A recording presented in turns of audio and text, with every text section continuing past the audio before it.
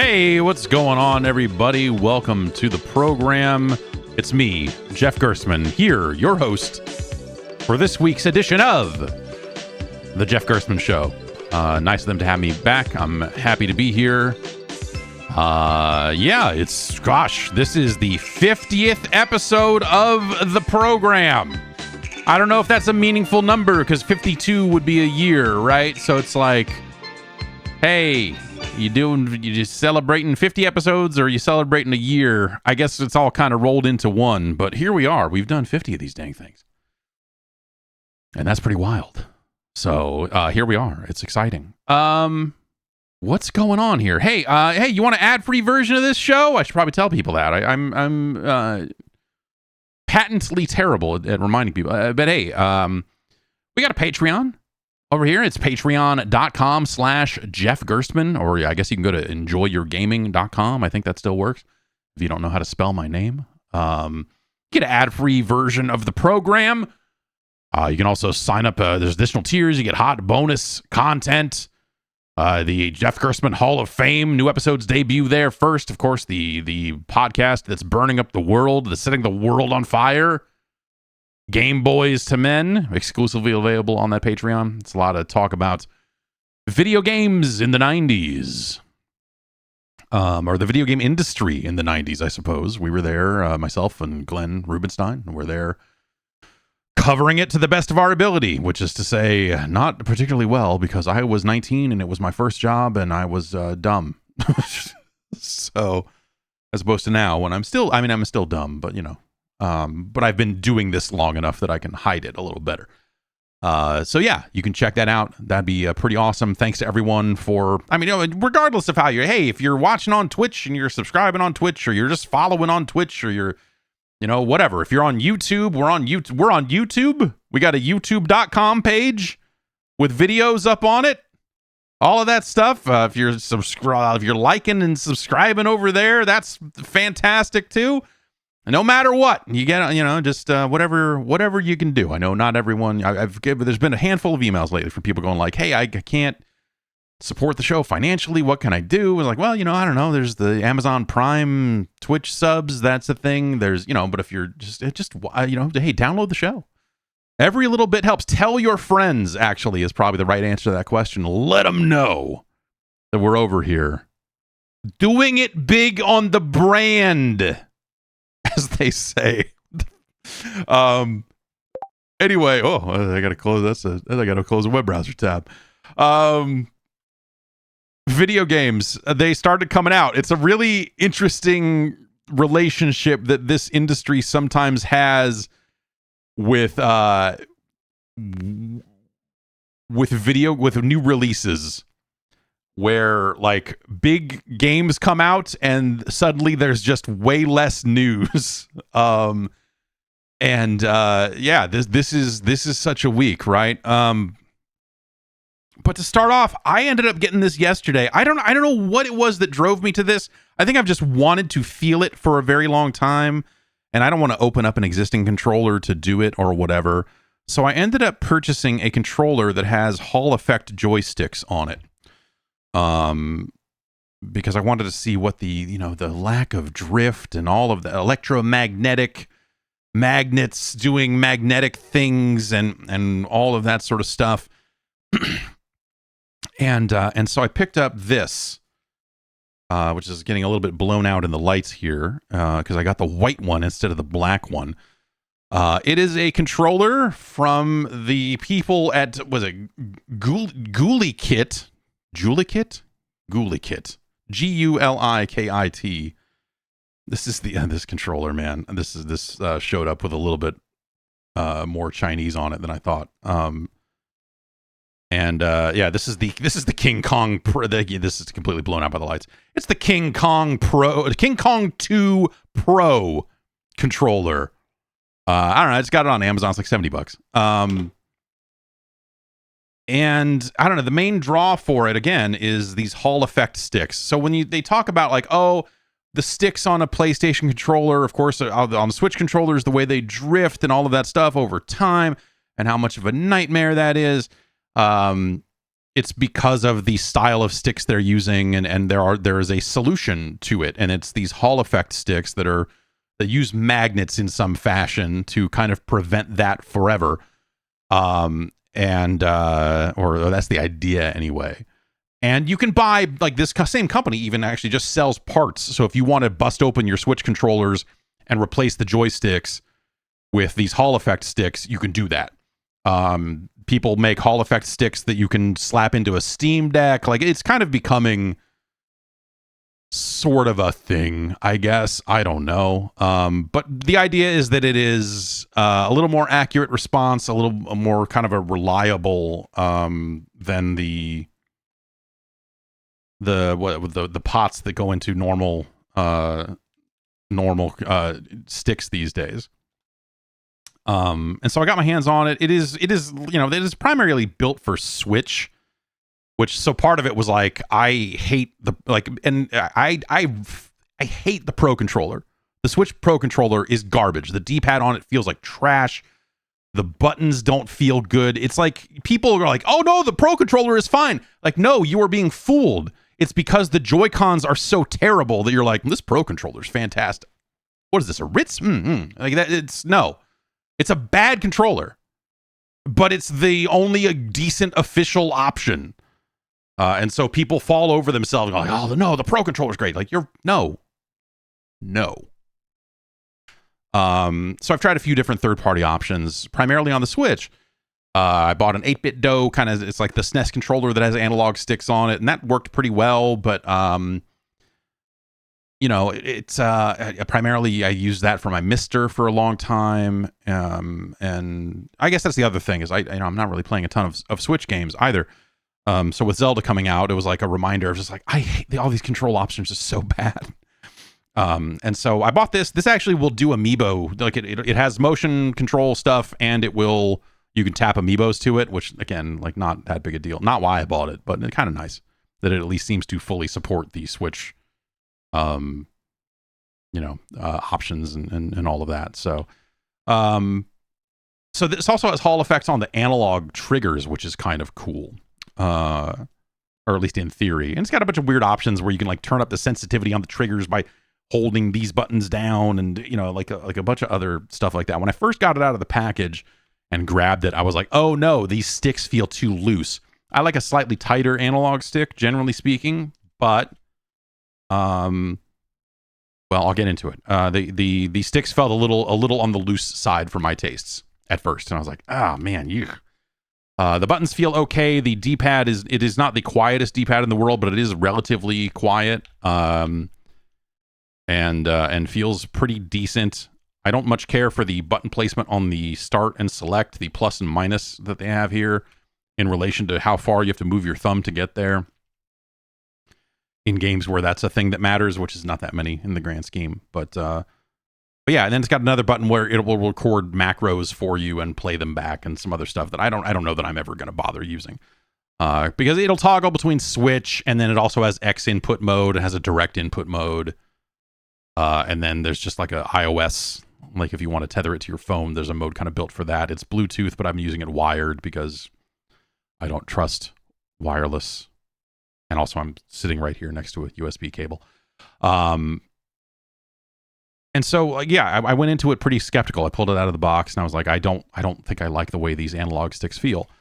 And kind of my go-to for analog stick stuff these days has kind of become Call of Duty and Trackmania. In terms of just like, hey, there's like slightly precision movements you're going to want to perform here. And you're going to want to line up headshots and so on and so forth. And so I fired that up, and I was actually kind of blown away. Like the sticks feel really nice on it. Like I feel like I am lining up shots more effectively with more subtle movements, and actually aiming quite well. And I was very surprised by that, again, because the looseness of the sticks initially, I was just like, it's going to be too flimsy. I'll be flipping it too hard back and forth, but actually I'm kind of into it. I was very surprised. And And then I fired up some Trackmania and kind of had the same result of just like, yeah, I mean, you have to kind of rein it in a little bit. If you're just like whatever, then it's gonna do that. But it's, if you're kind of very subtle, very if you're going for precision, I think that there's a good precision to this controller. That kind of caught me off guard, to be honest. I'm going to keep messing with it a little bit. So, this isn't necessarily me saying run out and buy one of or whatever, but it's $70, normal controller price these days, I guess.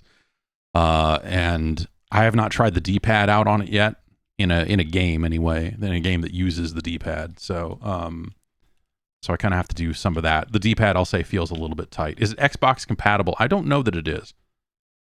I don't know that you can actually plug it into an Xbox. It will work on a Switch, but I don't know that it plugs into a PlayStation or an Xbox directly. So yeah. And it does have the gyro stuff. I've been using it on PC. That's primarily where I will use it. But I got it thinking like, oh, I'll use it to play Zelda. But it turns out I'm probably only going to play Zelda undocked before bed. In bed. So I unless I want to set it up somewhere and set it somewhere where I can see it and then use a controller to do it, I don't know about that. Yeah. But yeah, let me look it up and see what they're actually saying in terms of support for consoles, because not every controller that supports X input works on an Xbox. So, that's, you should know that going in. Yeah, no, what they're saying, it works on Switch, PC, Android, Mac OS, and iOS. Like that's their kind of, yeah. So kind of Switch and PC are the kind of big platforms there. And yeah, it's again, it's the, what is it? It's the Ghoulie Kit King Kong. Such a dumb King Kong 2 Pro controller. A very silly ass name. But again, like very promising out of the box. I was pretty surprised. I had to update the firmware on it, which you need to hold down some buttons to get it to pop up a USB drive and so on and so forth. But so far so good. I don't know. I had been using a PlayStation 5 controller on my PC and that had been working out fine. But I might drop that for this. I don't know. It's I'm not really much for 30 or for third party controllers, because generally they've been pretty janky over the years, but this actually feels pretty good. Like I said, I just kind of need to mess with the D-pad a little bit and see how it holds up. It feels a little stiff to the touch, but I haven't really put it through its paces. You don't like the Nintendo button layout? Yeah, it's BA instead of AB. Well, that's, again, this white controller. If I turn off the light, maybe you'll be able to see it better. It does have Nintendo ordering on the buttons, but I'm pretty sure, well, I think they're selling buttons, so I think you could theoretically crack it open and move them around if you wanted to. I don't know.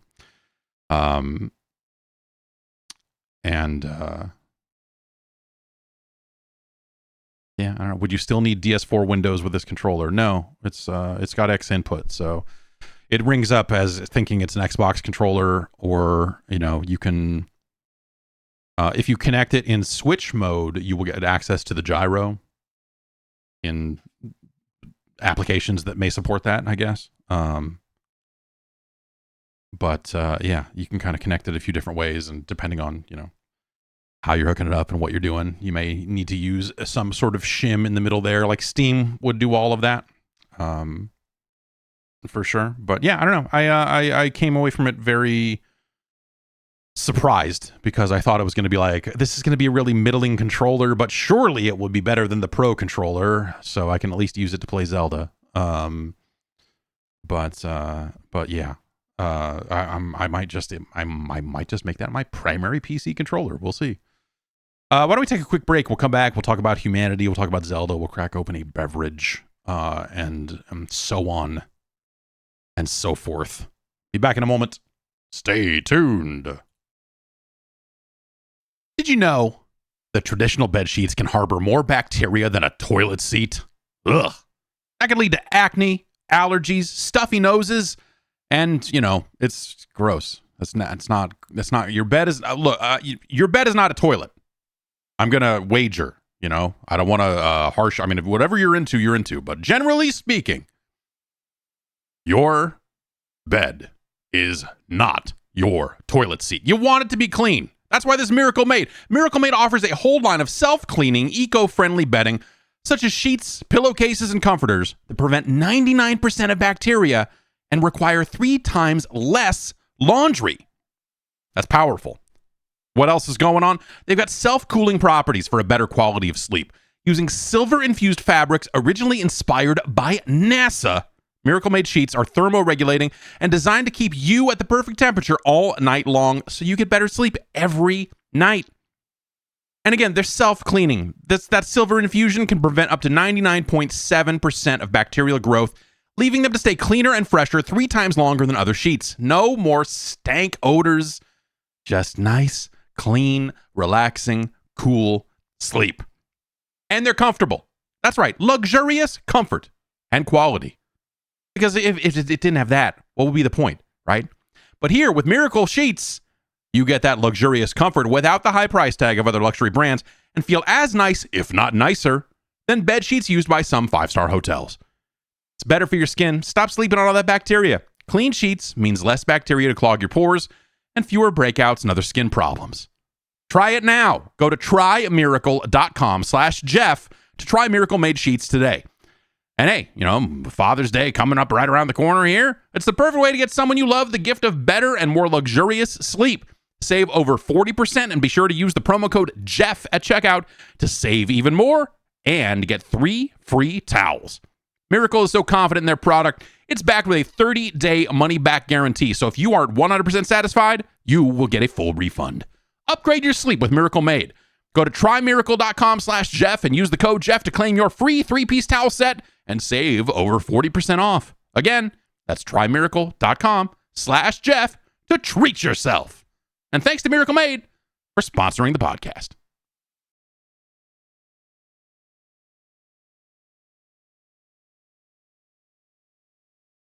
Okay, we're back. Let's talk about some video games. Humanity has come out. This is the latest game published by Enhance, the studio kind of known for Tetris Effect and Res Infinite and so on and so forth on down the line.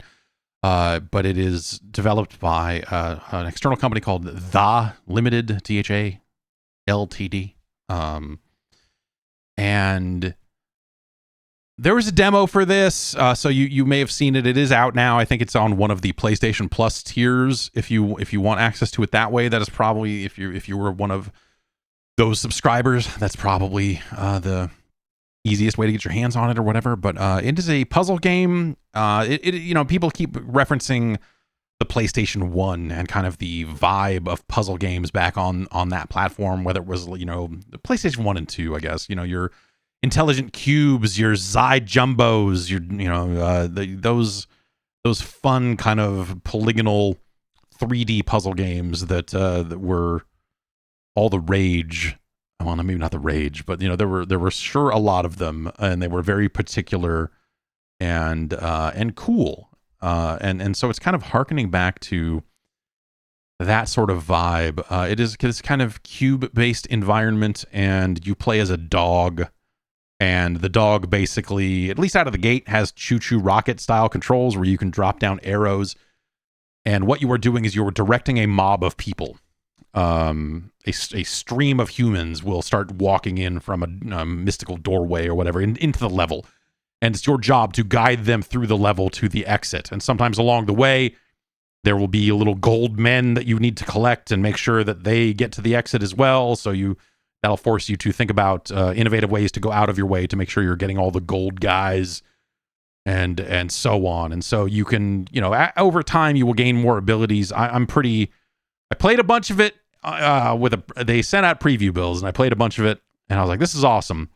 And then they updated it to the review build, and all the saves went away, and so I had to start over. And so I'm not super deep into it, but the first handful of powers you get are things like, again, the ability to direct traffic, but also the ability to make them jump. And so you have cubes that are, like there's a verticality to it as well. You're rotating around the environment, and basically trying to find the path for those humans to get through the level. It is a very relaxing kind of experience, I'll say. It's if you mess up, you can reset very easily and keep your the icons that you dropped, you can reset and keep those there if you so desire, so that you don't have to go back. Like if you have some elaborate setup to get the humans to go the way you want them to go, you don't have to lose all of that. And if you're just like, oh, I screwed this up and the gold guy fell in the trench, and if that happens, I need to start over and do this. Like, it's very easy for you to kind of get that back, and that's pretty cool. That's actually like a really nice kind of quality of life feature for it. It does have VR support. I've not tried it in VR. I went the opposite direction on it, and I've been playing it on the Steam Deck, where it runs fantastically. And it's a great Steam Deck game. It is just a very good kind of, I am going to relax at the end of the day and knock out some puzzles or create a puzzle. It has a whole like level creation suite, and you can upload and share levels to a server. And it's the creation stuff is actually seems like it'll probably be pretty awesome, because it has like such good sharing tools, and like, oh, you can follow a creator who, if you like their levels, if like all of the kind of standard rating and ranking features that you would want out of a user level thing are there. So that's pretty great. Obviously it's got its own kind of story, and it kind of is unfolding little bits and pieces of the story as you go. And that stuff is engaging for sure, but I think seeing what people are going to create and checking out user-made levels and all of that, I think that's really cool too. So definitely check out Humanity. Definitely at least go look at a trailer. Like, it's pretty straightforward. Like, if you look at it, I think you get a pretty good sense of what that thing is from looking at some of the trailers and everything else. But yeah, I don't know if they have kept that demo around or not. But yes, look up Humanity. It's on Steam. It is also, like I said, it is on the PlayStation Store, and I think if you're PlayStation Plus Extra, or I don't know what the tier is, but it is one of the additional tiers or whatever. It's on there. Yeah, absolutely worth a look. And again, I think it runs really great on a Steam Deck in my experience. So I think that's probably worth a look there. That is how I intend to play it. Like, again, it's got VR support, and I've seen people say like, oh, the different perspective that you get on the levels can make it a lot easier to visualize where you want people to go, and so on and so forth. And I think that stuff sounds neat, and I'll check it out there someday, I guess. But for me, it's like such an amazing Steam Deck game that I'm like, oh yeah, that's cool. It does VR too. I don't know. One of these days when I plug the PlayStation VR 2 back in, if there's ever a solid reason to do that, then well, I guess that Cosmic Smash thing will come out eventually. That'll probably be good, or at least worth looking at.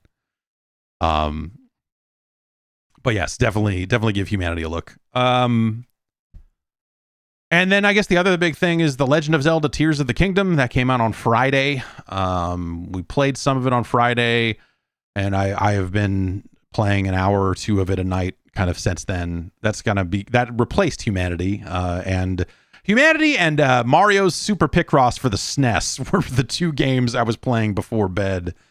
And so I started kind of working Zelda into that as well. It's a really awesome thing, and I really wish it did more of the things I like and less of the things I didn't like, I guess, is my feeling on The Legend of Zelda. I think that everything they've done with the building, everything they've done with like you slapping stuff together and the different ways you can just kind of break all the puzzles and the different ways you can manipulate the game. I think that stuff is fantastic. It is so much fun because it creates an environment where you feel like you're getting away with things all the time. If you're playing that game right, you feel like you are getting one over on the developers constantly. You're like, oh, I put this wood onto this, and then we, like, because if you haven't seen it, like you get access to all these different parts, and you do have the ability to spawn some of those parts in the environment yourself. But it's in a lot of cases, especially in the shrines and stuff, it's like you walk into an environment and go, oh, okay, there are things here that I am meant to slap together.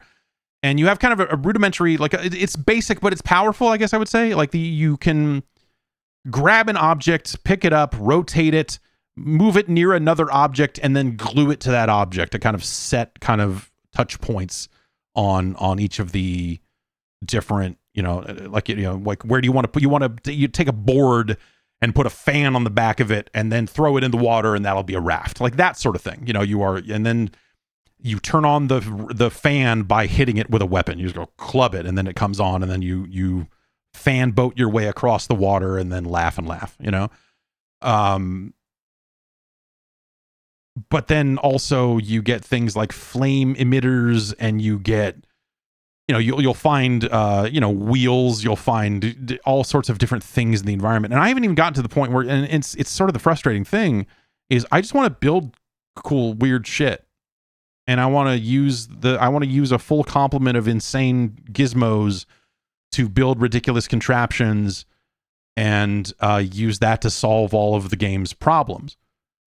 But the game adds a lot of progression around a lot of different things. Like everything runs on battery power, and so there's a currency you need to go and collect or items you need to collect in order to upgrade your battery strength. And if you want to spawn things in the environment, that's a finite resource that you need to, like, basically items that drop off of enemies when they die. You throw those into a gacha machine, and then the capsules come out, and then you're like, okay, well, now I have 4 more fans and 3 more flame emitters or whatever else that I can drop out somewhere along the way. But it's like, it's just enough of a restriction that, it forces you to engage with the other systems in the game, kind of the way they're built. And so, that is kind of my problem with the game. I fucking do not like the combat at all. You can slap weapons together, and that's like interesting and fun. But like, I don't know, the way the combat, it fits into that game. It's because it's not like it's some weird out of the ordinary combat system. It's Z targeting, and you're hopping left to right. So you're doing your stuff. I just don't really enjoy fighting the enemies in that game. It's not really why I'm there. And it is kind of dull. I think that aspect of the game, like when I have to go do that, when I'm like, oh, I got to go farm more parts so that I can get more parts, so that I can build more things, so I can go do, it's just like, there's a lot of that game that feels built around this idea of, I need to go out on a hunting or resource gathering run so that later on in the game I will have enough weird shit to do weird shit with. And so, I've had entire sessions that were just like, I'm gonna go get out there and fuck people up to go get stuff, and then have to do that. So I know different parts of the game kind of open up as you go, and so your abilities near the middle to the end of the game are a lot different than they are at the beginning. But here I am relatively close to the beginning, and I just want to build stuff, and I want to build bigger and better things, and I see videos of people using parts that I haven't seen yet, and I'm like, oh man, I want to use that. I wish I could do that, and I can't do that. Why can't I do that? Oh, do I just need to play more of the fucking game before I can do that? Like, and so I don't know, the more I played of it, the more I was like, I almost wish that this game had a creative mode, which would be weird.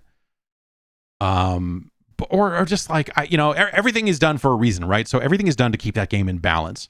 Because I think if you could just like plop down infinite items, that would probably be too much, in in terms of like, hey, you want to get through the game. Hey, you need to engage with this content and play through the story. Like, you can already sidestep a lot of stuff. One of your other abilities is the ability to rewind time on an object. They've shown this off before. You've probably seen it. And how this works is like the way they tended to use it was like, oh, there's a rock falling out of the sky, and you can jump on that rock and then rewind that rock so that it becomes an elevator to carrying you up and up and up. But then you see people use it in crazy ways where you're like, I saw a video earlier today that was like, hey, if you don't have enough wood to build a full bridge, here's what you do. You build like your half bridge or whatever, and then you pick it up, because you can make these objects levitate and move them around in space, because that's how you rotate them and build and slap things together, and how you place them where they need to go and whatever else. If you're building a bridge, you need to then place that bridge on the gap, right? So you can move these objects around with your mind or your hand, or whatever it is, your hand mind. And so you can basically take that object and move it over to the other side of the chasm, and then drag it back over to an area where you can get on it, or vice versa, the order of operations, because you're rewinding time. So you kind of do the objects in the movement in reverse, and then cast the recall ability on that object, and it goes up and it does all the movements that you just did in reverse. So you jump on it, cast recall, and it will go up and it will carry you across that gap. And you could just walk off and be like, cool, man. Fuck building a full bridge. I didn't have to build a full bridge. I could just build what I got. And, my ability to make it hover over some area on the other side of the gap was enough for me to get across. And so your ability to do that with the objects that you can move is crazy. And so I don't know. I've just been building stuff and doing shrines and just kind of like walking around and early game so far, there's just not that much out there. It's just a lot of empty field, and then you're like, oh god, this tree is attacking me. That's weird. This tree is crawling at me and trying to get me, which is ridiculous. And so yeah, I don't know. I think the building stuff is super, super fun, and the puzzle, it makes the puzzle solving so open. And so open to interpretation. And that was one of the best things about the previous game, in ways that also almost felt like, people were breaking the game, or just like, this game feels like the developers of Breath of the Wild sat down and watched people making crazy videos and said, let's just make a game that is that.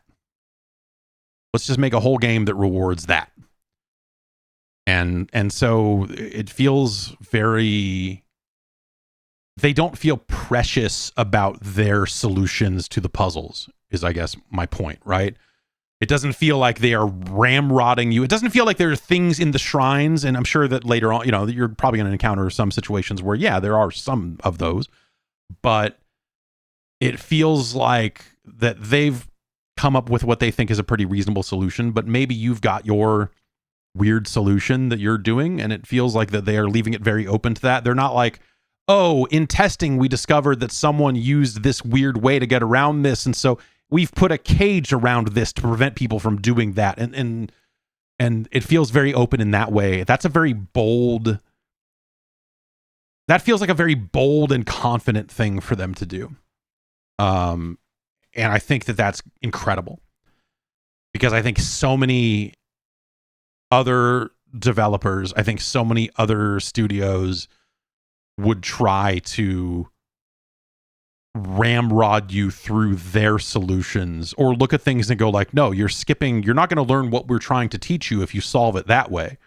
But instead they're like, no, you just, hey, this is Tutorial Island and it's slow and it's not fun, but you're going to get through it and you're going to learn what you need to know. And then from there, fucking figure it out, man. And they'll slap restrictions on you as needed and whatever else. But like, I just seeing all of the crazy stuff that people are building and things that are, like they're encountering bosses and then they're creating big stick and rock configurations that look like dicks. And then they are picking them up and rotating them in the air and then casting recall on it. So it just floats in the air and hovers around. And the game is with it enough to know that, like, hey, if a rock hits a guy, it's going to do a certain amount of damage no matter what. And so it has that register damage on the boss. And so you have these situations where you can take on fights that way. And that's not the most straightforward way to do it. And it's kind of a hassle. I've been trying to do it. And, it's you can do it, but it's just like, man, fuck.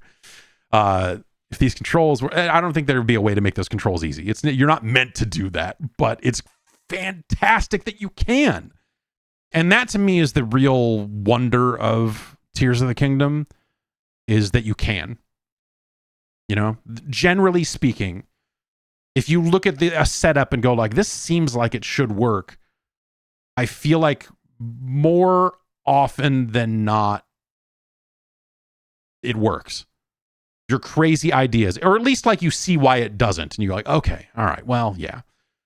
And at least these madcap moments that are sometimes frustrating, but you have these situations where you're just like, oh man, I was making a car and, as I was making it, suddenly I put all the wheels on it and then it rolled away because it had wheels, and then it rolled into a chasm and I'm fucked. And I'm like, oh shit. Well, that's gone. Guess I got to start over. Real silly stuff like that. So Gary's mod has a thing where you can freeze an item or multiple items, where you can pick a thing up and freeze it in midair so that you can work on it,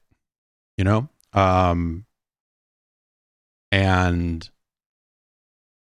it's vital in Gary's mod that when you're strapping things, when you're bolting things to other things, when you're fusing things together in Gary's mod, you want your car to be built in midair, and then you unfreeze the whole thing and it'll reactivate and plop down to the ground. And you'll be like, okay, now we're good to go.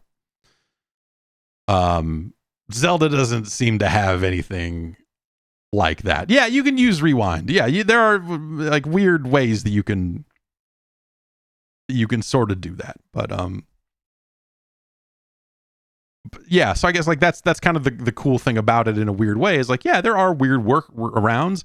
And if you manage to catch your car before it falls into the chasm and cast recall on it, then yeah, it'll rewind back and you can save it from falling into something. But yeah, I think if I could just pick something up and freeze it in the air long enough to work on it, long enough to finish the build, I don't know. That'd be nice. That'd be nice in terms of getting things built, but it would be less nice in terms of insane shit happened because I built this thing and it flopped this weird way and killed this guy and then it landed on me and like the silly shit that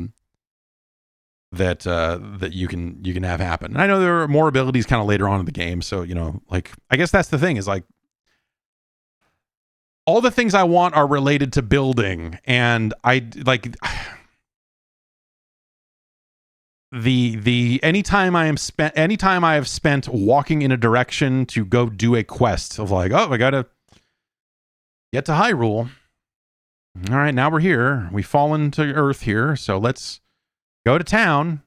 What's the town doing? Walk to the castle. Okay, we'll go to the castle. Go to the castle, talk to a guy, watch cutscene. It's like, you should get back to town and tell somebody about that. I'm like, fucking all right. Go all the way back. You can fast travel to shrines if you find any along the way, so you can kind of, use that to skip your way around the environment at least a little bit. But it's just kind of the early parts of the game are kind of in the way of the things that I really like about it. And also the environment feels so vast and oftentimes so fucking empty that like that walk back and forth to the castle was just like, okay, I'm not doing there's like zero gameplay from here to there. Unless I saw a shrine on the way and then I can stop and do a shrine and then I'm having a good time again. But like the open world is just kind of, at least in the early parts of the game, right? So I don't know. Like, as I see people talk about the things that you encounter later on in the game, like all of that stuff sounds really neat. But man, I don't know. It just seems like there's a lot of drudgery that you have to do in that game to get to the stuff that I want to do. If I get enough pony points, you have a reward program with the stables in the game, and you can get a towing hitch, I guess, for a horse, which seems kind of cool insofar as you could build a wagon and have a horse, carry your stuff from place to place, I guess, if you needed to. Yeah, so I don't know. There's a ton of really neat stuff about it, and it is still also that kind of Zelda game. And I was not a huge fan of Breath of the Wild, primarily because of a lot of that authored content was just not very good. The shrines were really cool, and that was the stuff I wanted to do the most. But then, like, getting to the big 4 dungeons and doing, like, all of that, I was just like, man, I do not want to do this. And so that kind of made me drift away from that game. Here, it feels like there's a much bigger pull. Like, there's a lot of stuff in this game I would love to do for hours and hours and hours. But I'm worried that I'm going to have to, like, do a bunch of the stuff I don't want to do in order to get that stuff. And that's kind of where I'm at with it right now. I'm chipping away at it. I'm having a good time with it. But yeah, I don't know. Ultimately, I think that because of those systems and because of the other things it's doing, like, my thought is that maybe it's just like, it's just not for me. I don't know. That's fine. Whatever. But the parts that I'm enjoying, I'm really fucking enjoying. So, it's frustrating. I don't know. And there's, like, stuff in the early parts of the game that you're just like, you encounter there are guys that'll just, like, kill you in one hit pretty early on in the game and stuff. And you're just like, some weird choices. Weird choices in and around that game. But again, like, as you open up and get more access to more parts and more tools, I have nothing but faith and confidence that you could find ridiculous ways to solve those problems that would be super fun, but I don't know. I don't know if I will stick with it enough to really see all of that stuff. Yeah. Yes. Surfing on attaching a minecart to your shield and using it like a skateboard is a great example of, like, this incredibly joyful interaction that they've put into this game. And how awesome that is. And yeah, I don't know. But whether it's not necessarily a creative mode, because creating without limits at some point, you're not solving any problems. That'd be, like, fun for a while to build big crazy contraptions and just look at them and go, like, all right. But, like, the building them in service of solving an actual problem is what makes that stuff work. And so it's a situation where it's like, I wish the creation stuff was freer earlier, I guess, is sort of how I feel about it now, based on what I've heard about, kind of how those things change later on in the game. But yeah, I don't know. I put it to the Gerstmann advisory panel, which is one of the tiers you can look at over at patreon.com/Jeff Gerstmann. And just ask people, like, hey, what's up with Zelda? You playing that thing? What's going on? Do you like it? Is it cool? And we got some votes over there. 43% of people don't even have the game, which, I don't know. It's, you gotta have a Switch to do it. So yeah, I get it, man. And looks like 23% of players have put a medium amount of time into the game. I said a medium amount, like 20 hours or so. 20% put a few hours into it. Putting the game out on, a Mother's Day weekend is a choice for sure. That I know some people were definitely like, oh man, what a bummer. I'm not gonna be able to play this or whatever. 1% of players claim to have finished the game, and 5% of players have put hell of hours into it, like 40 or something. So that's pretty cool. But over half of the respondents are playing the game in some capacity. And yeah, definitely, like BJ says, I picked it up on Friday, but Mother's Day weekend got in the way, so I wasn't able to start until Sunday evening. But I climbed a tree and the frame rate literally went to single digits. I'm scared of what this means when I actually dig deep into the game, what the performance will be like. I have not really had a major issue with the performance, I guess I would say. It is what it is. Like I feel like you kind of know, what to expect with that engine running on the Switch based on how Breath of the Wild ran, right? I just look at it and go like, yeah, there's going to be spots in there that are fucking terrible. But also I think that they will probably know to try. I think my only worry is like if you end up building a gigantic contraption, will that hit the performance?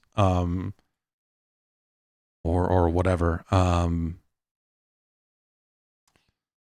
Let's see. Andrew says, took my wife to Arrowhead for Mother's Day weekend for us to do absolutely nothing. She rested from doctor work, and I played the entire time. I've been playing it like I played Breath of the Wild, running and gliding around to every random place that looks cool. While I run into places I have no business being in, as underpowered as I am, and having a fucking blast while doing it. I've been only testing the waters with building, but have been focusing on the exploration and being amazed how much new stuff they added and hid in the map. I've already spent 200 hours in on the last game.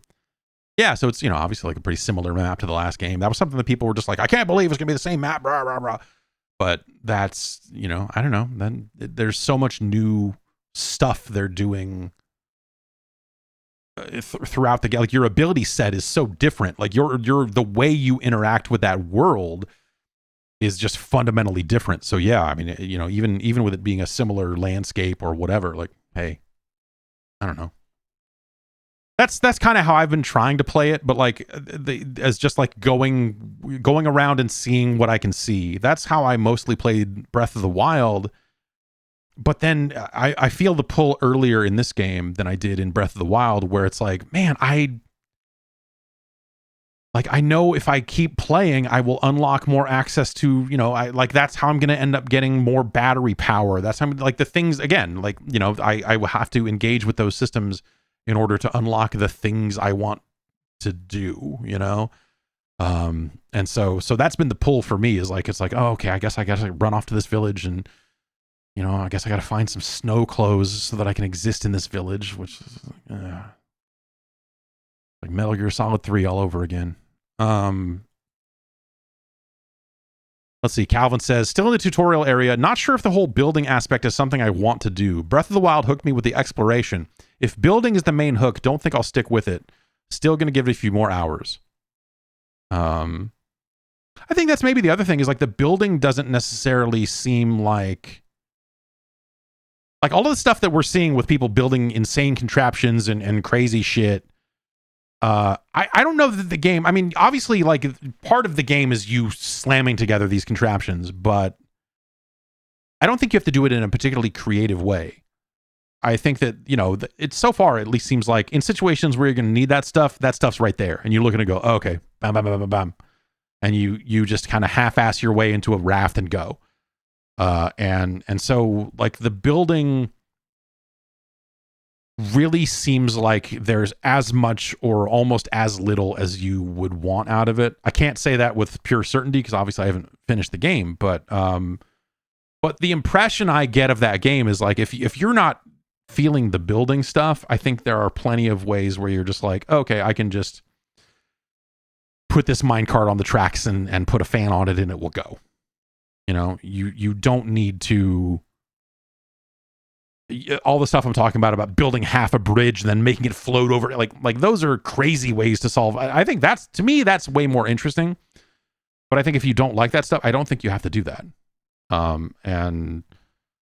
But I do think that, obviously, like, the ability set is built around you doing some of the building and some of ascending through things, and ascend is the weirdest power of them all. It feels like the most broken thing.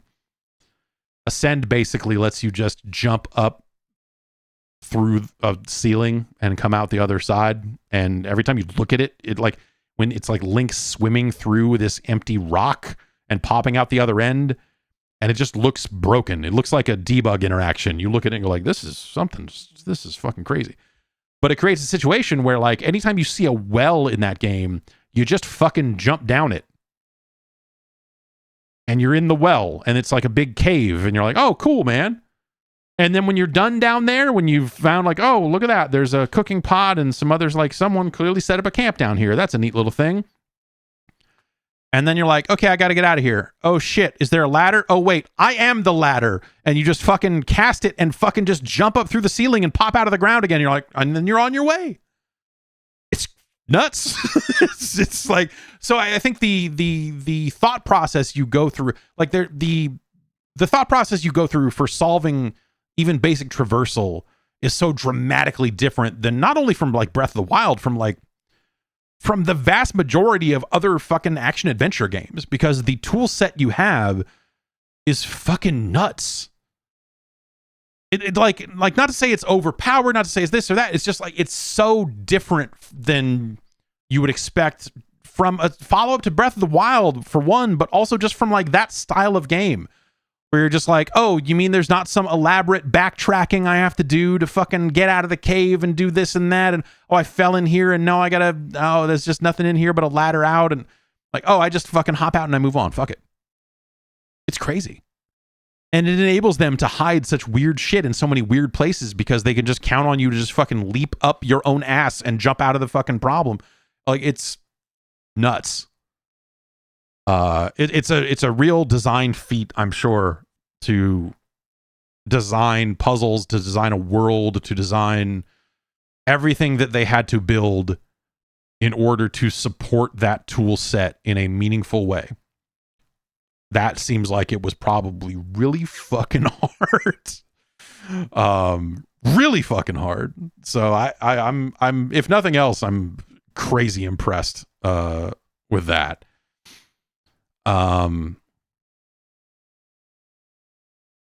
Let's see. Mason says, as someone who liked but wasn't enamored with Breath of the Wild, I'm enraptured by Tears of the Kingdom. I think going in with the expectations of some of the systems, like weapon degradation, stamina, etc., allowed me to prepare for these, and they don't bother me as much. I also think there's a lot more to actually get. I felt in Breath of the Wild, yeah, something might look cool in the distance, but after a few hours, it became pretty clear that you would either find a shrine, a weapon that, if useful, wouldn't last too long, or something else inconsequential. I'm getting the same feelings I had exploring Elden Ring playing Tears of the Kingdom. This is all without mentioning the Ultra Hand building and puzzle solving, which is so bananas, but oh so cool and fun to toy with, to solve puzzles or to launch Koroks into space. I hope my enthusiasm stays the whole way through this thing, because right now I'm feeling the way most people felt about Breath of the Wild initially about Tears of the Kingdom. Yeah. Sire says, I'm not the biggest fan of open world games, especially open world with too many options. Throw in weapon degradation, I'm even less likely to play it. I tried Breath of the Wild and checked out quickly. Yeah, I mean, I think this game is gonna, in a lot of ways, I think it'll be whatever you bring to it, you know? Because it is in a lot of ways very similar to Breath of the Wild, obviously, you know, like that's, you know, that's the game they made. They definitely made another one of those, but also the options that they've given you. It's a game that I think doesn't always require it, but certainly is very rewarding of your creativity. And so when you bring that into it, I think to me, that is the most interesting thing about that game, is because it's sort of like, it makes you feel smart. It makes you feel like you've outsmarted the game. It makes you feel like you've come up with your own personal solution. And obviously you haven't. I'm sure other people solve that puzzle in the exact same way, or in some cases that might even be the designed solution.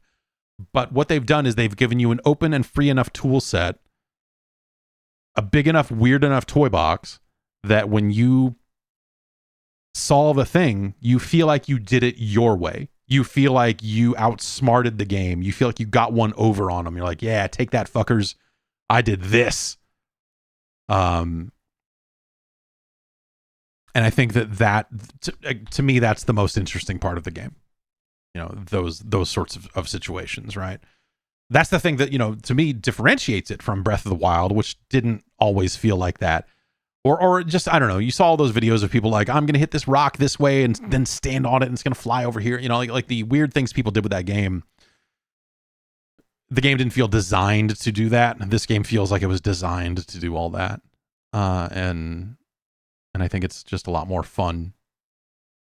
Breath of the Wild is more like, I think the thing about Breath of the Wild was more like, look at Nintendo's take on this open world concept and look at all the things they did with, you know, this cooking system, or hey, the temperature gauge, or, you know, like all of the other, you know, systems and systems and systems on top of systems that they've loaded into that thing.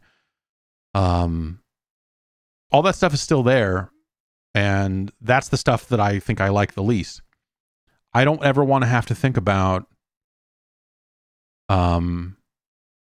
changing clothes in that game to fit the current environment. It's in a game full of you stopping and going into the menus over and over and over and over again for every single little thing you want to do. I wish that more aspects of the game were more streamlined, and obviously when you get the right gear, that's going to be mitigated to a certain extent, but it's why I referenced Metal Gear Solid 3, because it's that thing of like, oh, I've got to go into this menu and change my camouflage because now I'm over here, and like, fuck that. I don't want to do that. And so the you know, oh, I'm in a snowy area, I've got to put on different clothing and blah, blah, like that stuff is not, I could have done without it. Systems wise, you know, you just look at it and go like, oh yeah, it's cool that they take that into account, and oh, the temperature gauge registers, like, so if I create a fire in a snowy environment, that's enough to keep me safe for a while. But instead it's just like, it's a hassle. This is a hassle that's keeping me away from this. Let me find a blue ring or something, and once I've got it, I'm safe in the snow forever. Done. And not have to go in and change loadouts and everything. Again, you know, like on its own, it's not that big of a deal, but in a game where you're managing 40 different menus for like, okay, I need to put an eyeball on this arrow, and now I need to, oh, this weapon broke, so now I need to go in here and pick a different one. Oh shit, my shield broke, and now I gotta, oh man, my bow broke, and now I gotta go into this menu and do this. In a game where you are constantly like, and then like, oh, I gotta lift up this with Ultra Hand, and I gotta rotate this, and that's got another menu that I need to stop this and do this. Like, the amount of time you spend stopping the game is frustrating, you know? Like, I don't know how you fix it though, because in a game with as many options as it has, if you took all that away, I don't know how you would do better. I don't know how you would do better than those menus while still allowing the freedom of interactions that game has. You know? So I don't know that I have a solution to that of like, oh, if they had done the menus this way, or radial menu this or that. But I think it's just a situation where it's like, sometimes it's kind of the downside of the game that they made, right? Of like, okay, well, you know, this is built to allow you to try all of this insane shit. And so you need to be able to have relatively ready access to all of these different categories and items all the time. And I don't know how I don't know. I think the game, like, it's tempting to say, like, I wish that there were aspects of the control that were ever so slightly simplified or whatever. Because as someone who didn't play a lot of Breath of the Wild, there's nothing second nature about those controls to me. And so adding in, now I'm, you know, hovering this and gluing this to that and adding all of those systems into play, I am constantly fucking up, and I'm throwing weapons and going like, oh shit, I meant to do Ultra Hand and doing this. Like, I'm definitely like just clumsy in a way that I'm certainly not in other games, but other games don't try to do this. So, you know, I kind of, you know, again, you can only take that so far before you start really infringing on the game that they're trying to make. And so, yeah, as much as I wish there were aspects of the controls that just felt a little better. The act of doing a running jump in that game, you know, of hitting the one button to run and then having to hit your other button to jump, and it's very silly. It's very silly. But yeah, I don't know. Yeah, it's neat. Let's see some other comments here. Asadasa says, it's the only thing I've wanted to do since unlocking it. Incredible game. A1 Stixa says, it's catching me much more than Breath of the Wild did. They really need to give you the ability to steer your creations way earlier. Yeah. That was something when I started building a car and then realized I had no way to steer them. I was kind of like, fuck, really? But you know, they do unlock that later. But like for me, it would have been as simple as, because I have put hundreds of hours into Gary's mod at a very low level. I'm not making ridiculous bullshit in there, but I like to, you know, like make a hovercraft and strap some balloons to it, and you know, and you can use the number pad to steer it and do your thing. And so I was expecting a situation where if I put 2 fans on the back of a plank to make a boat, that I would be able to steer by just turning on one of the fans, the back right fan, and have it go and curve. And then, you know, like, oh, now I can hit the other one and turn that one on to straighten it out. And I could turn off this one. I thought it was going to allow me to do that. Instead, it was like, everything's on or everything's off. And I was like, fuck. Like, it's such a bummer. I wish that there was something. I wish that you could kind of do that. Like, there should be an item in there that you use to link things together, right? If you want everything to turn on or off. But again, now we're overcomplicating an already very complicated system. So what they did probably works out fantastically when you think about it in the context of fitting into this specific game. Is it the smoothest and best building system video games have ever known? No. But it's incredibly powerful, and it fits into this environment really well. And you get there with the other stuff where you're like, okay, now I have the ability to steer it or whatever. But like, I look at it in a situation. I look at it in terms of how Gary's mod handles that sort of stuff when you are trying to build a vehicle and you are putting a chair in it that lets you steer, and you are putting aluminum cam shaped jet boosters on it so that it can fly or hover or do whatever else. And, you know, you're putting a gun on it that launches dominoes out of it. And then the domino model was made by some amateur, and there's something about the domino model that has too many polys in it or something. So if you launch a bunch of dominoes, it crashes the entire server. That's a fantastic time. You want to have a good time, you should get back into Gary's mod. Because Gary's mod is fucking incredible. It's everything you want this to be times a fucking 1,000, but without the video game part of it. I'm really interested to see what they're working on next. That sandbox thing that they're giving out keys in the most like haphazardly busted weird web page system. But like the follow up to Gary's mod, the thing that they're working on next,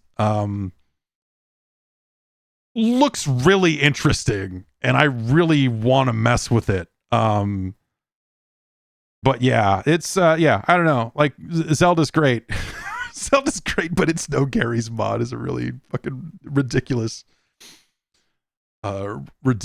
statement here, but I guess here we are. Let's see. Karak says, I played about 20 hours of Breath of the Wild before falling off hard. The frame rate and performance combined with how kind of aimless it felt turned me off. A lot of the systems felt actively hostile to my attempts to have fun, like weapon durability, stamina, mobility in general. Tears of the Kingdom seems to have smoothed off a lot of the rough edges. It might just be where I've chosen to go, but I've had way fewer, Jesus, they don't want me to be here at this point in the game moments. It constantly felt like I was in the wrong place with the wrong equipment at the wrong point in the game in Breath of the Wild, and I gave up. For context, I played every Zelda since the original at my best friend's house when I was 5 or 6, but I am having a blast with Tears of the Kingdom. There are just so many more options for traversal, adapting to puzzles, the nuts and bolts like sandbox environment. I've got a week off work, going to the beach, and I can't wait to have the time to just play and enjoy it in longer chunks. Yeah. Yeah, I mean that's kind of where I'm at with the whole thing. Is like there's a lot of stuff, and a lot of that legacy stuff that's in Tears of the Kingdom is sort of my least favorite stuff in the game still. But yeah, there's a lot of really there's just a lot of really amazing, even in the early parts of the game that I'm in, like just having these amazing moments of, building things or like coming up with different solutions to problems and whatever else, has just been great fun. System Quirk Omelet says, I really enjoyed Breath of the Wild and completed it. I am enjoying Tears of the Kingdom, but maybe a bit less so because it does feel like more of the same. Interesting. That is a take I have not necessarily seen a lot of.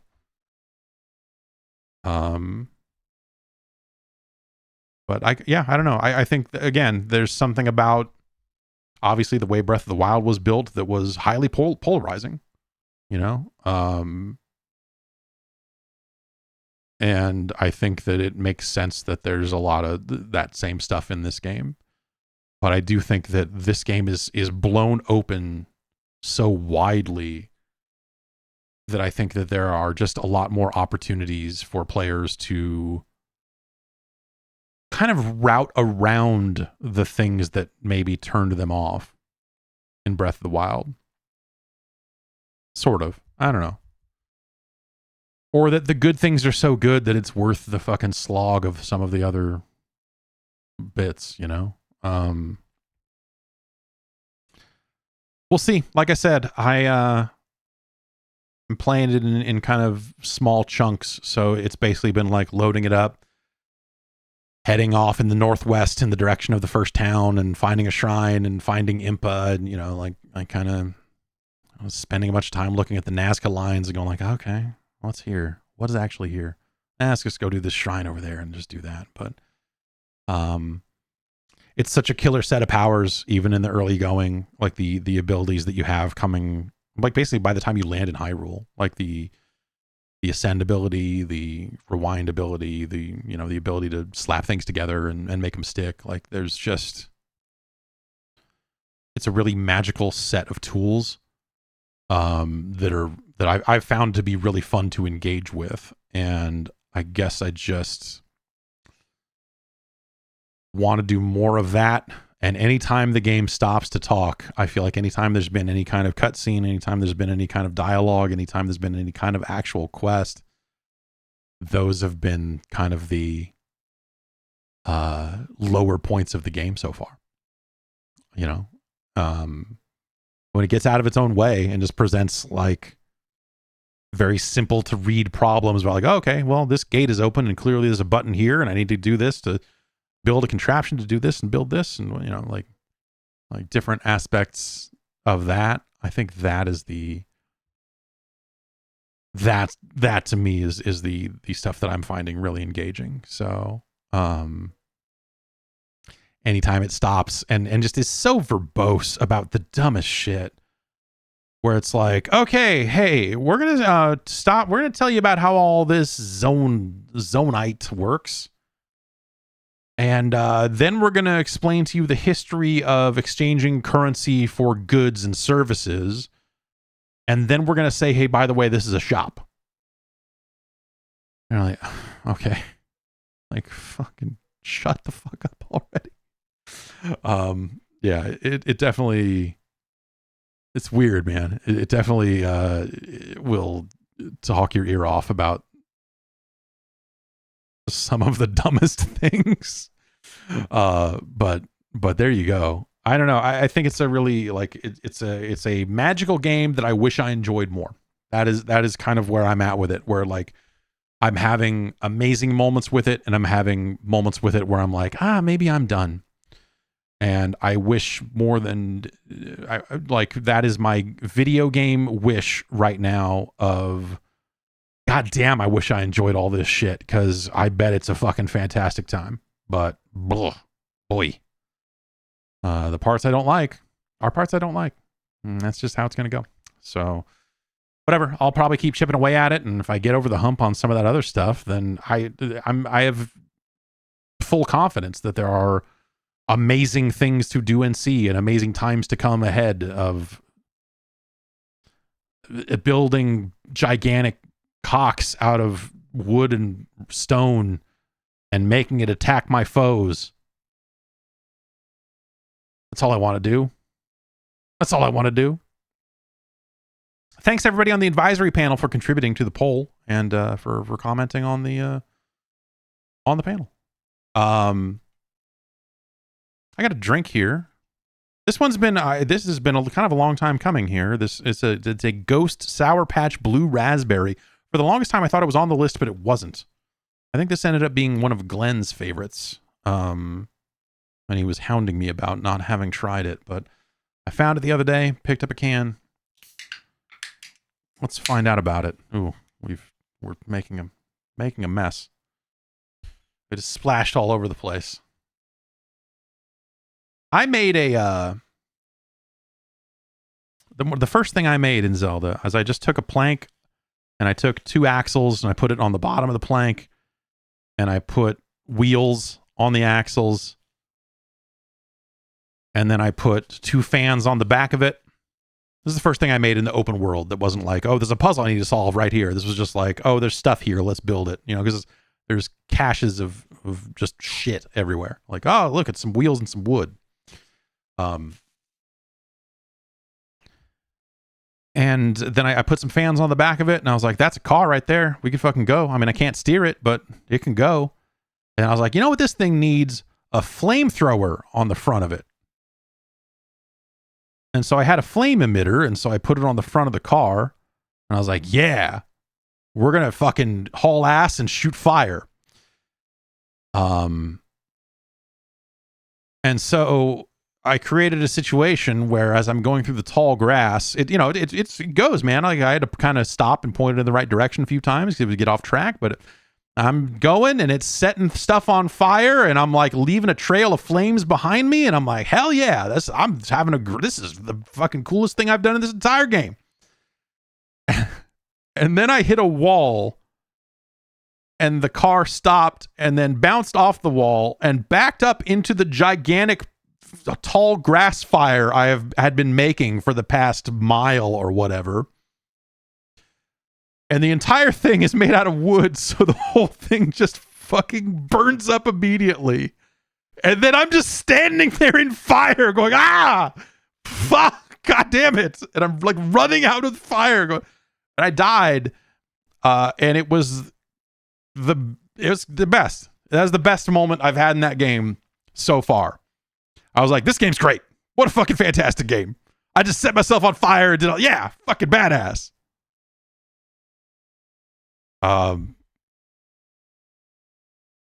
When that game is that, it's fantastic. It's the best. Yeah.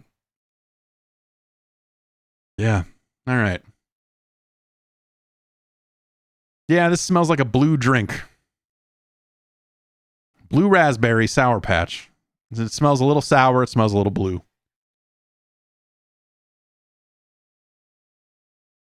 Ugh. Yeah.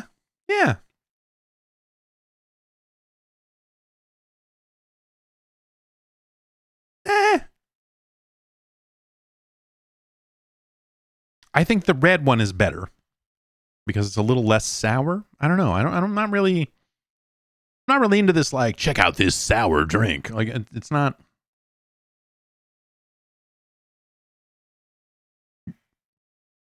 Pardon me.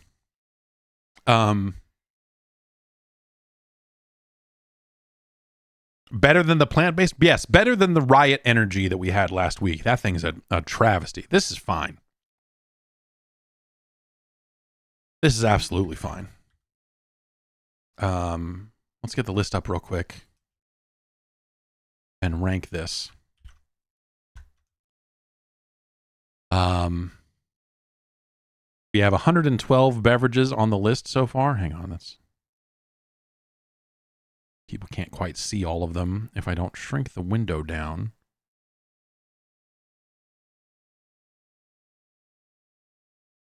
There.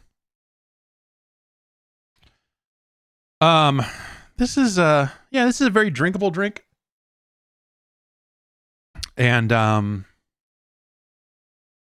tart, but not necessarily overly sour. I would probably prefer a standard kind of blue raspberry flavor over this kind of Sour Patch Kids sour take on it. But it's still pretty good. Where's Red Berry? I think Red Berry is a top 10 drink. So I don't think that this ends up going up there. But not as good as Divine Peach. Not as good as the C4 Black Cherry. Glacier Freeze. The Gatorade Fast Twitch drinks are a very neutral, just like, because it's not carbonated. It's more of a Gatorade-y kind of drink. And it's just a very neutral flavor. They're fine. I don't think it's quite as good as the Skittles, though. We're in the zone here. You know what? I think it is. Yes. We're gonna put it right there. Ghost, Sour Patch Kids, Blue, Raspberry, and I will paste the list back in for you to see. It is our new number 28, which is pretty high these days. This list is getting pretty long. There's 113 drinks on this list now. So, top 28, pretty good. Yeah, I would take it over the Rise Fuel Sunny D. Yeah, yes. The Rise Fuel, if we had a most disappointing category for energy drinks, Rise Fuel Sunny D seems like the most squandered opportunity of them all because the flavor is not as strong as it should be. I feel like a Sunny D based energy drink seems like something that could be a top 5 drink if done properly, but I feel like they didn't nail it. They did not find it. They just did not find it. I've got like 5 boxes in the garage that folks have sent in, so we'll probably crack those open this week and see what's inside. They all shake like they're beverages, so. Oh, also, well. All right, well, I did open one of the packages from Disco Spawn, who sent this and said, "Is this what those Danish energy drinks tasted like? The traditional candies come in the shape of coins, so it seems to match your description of those drinks tasting like old dirty pennies." This is Nordic Sweets Salty Licorice Fish.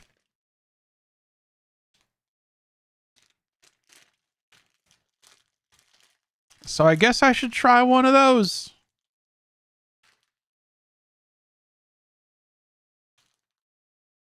Oh my God.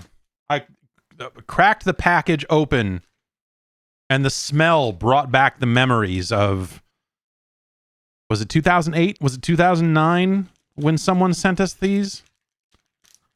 Huh.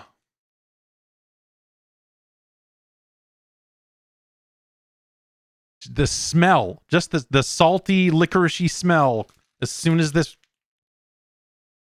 I'm gonna have to air this room out.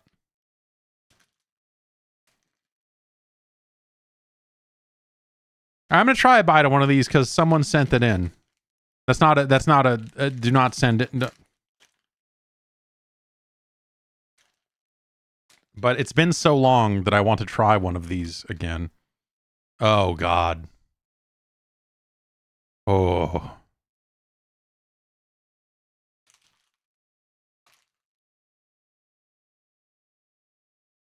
Ugh. Shout out to the Fat Shark guys.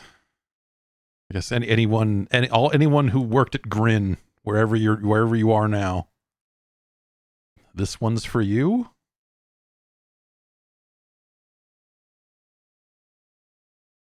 Oh fuck me.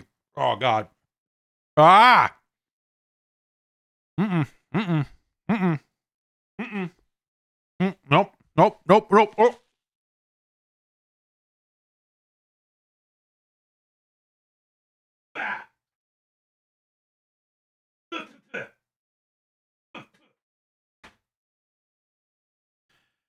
Okay.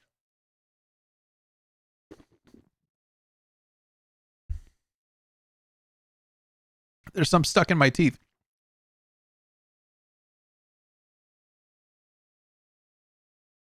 Oh, God. Oh, God.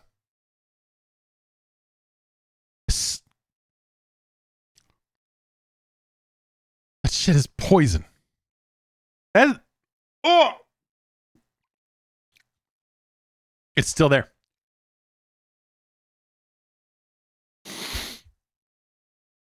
It's just somehow worse than I remember.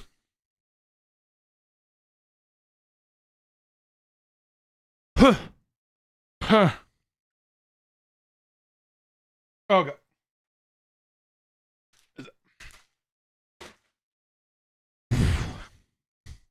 Can I rub a baby wipe on my tongue?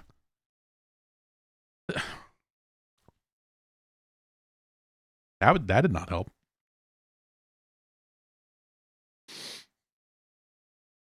Oh, fuck me. So yeah, don't get this salty. Don't get salted licorice.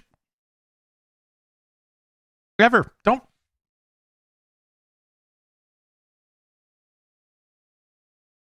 I need to have my tongue out of my mouth for a little bit. I need to get my tongue out of my mouth a little bit.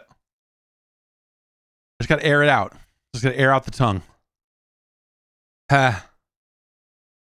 Ha.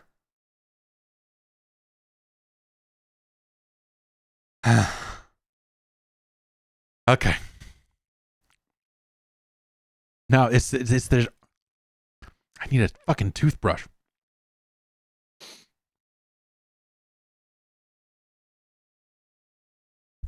All right. Let's move on. Congratulations to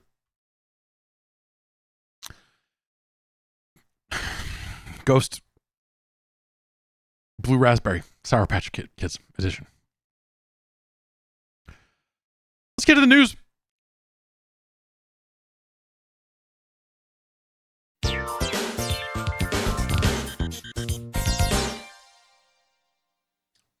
A lot of Mortal Kombat leaks.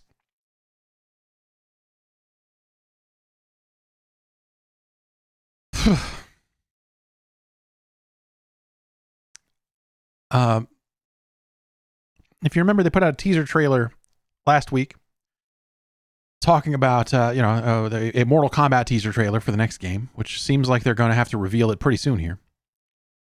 And it's a clock. You know, the last game was MK11, so you're like, oh, this will be MK12. So, but instead of the clock stopping at 12, it skips past 12 and goes right to 1, which, given the nature of the previous game,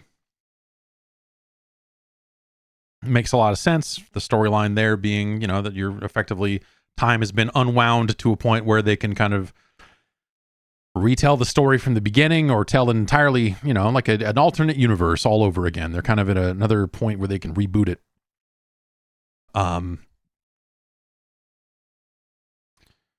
This has been, I guess, corroborated from a few different places here. A user on Twitter under the name Bill Coon, who claims to be a data miner of some kind, as my understanding, says that the game will in fact be called Mortal Kombat 1. Everyone has been using the numeral 1 in that, not a Roman numeral, not spelling out ONE, but so far in all the places I've seen it surface, it has been using just the straight up number 1. Bill Coon also goes on to say that the game will have 3 editions, including a collector's edition that goes for $249.99 US dollars. And then it will be coming to PC, PlayStation 5, current gens of Xbox, and the Nintendo Switch. Which would make sense, kind of dropping the previous gen versions there once and for all. And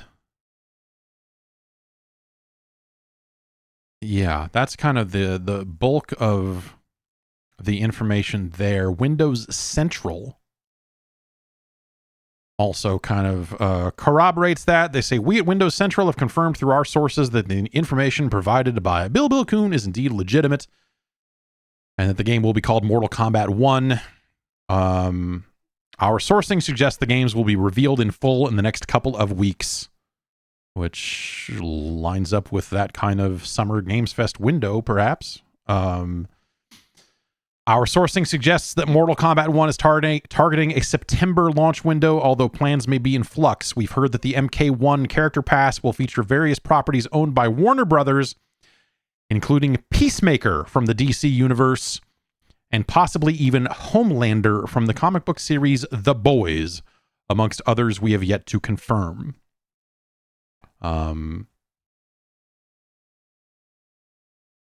Which I guess like that's that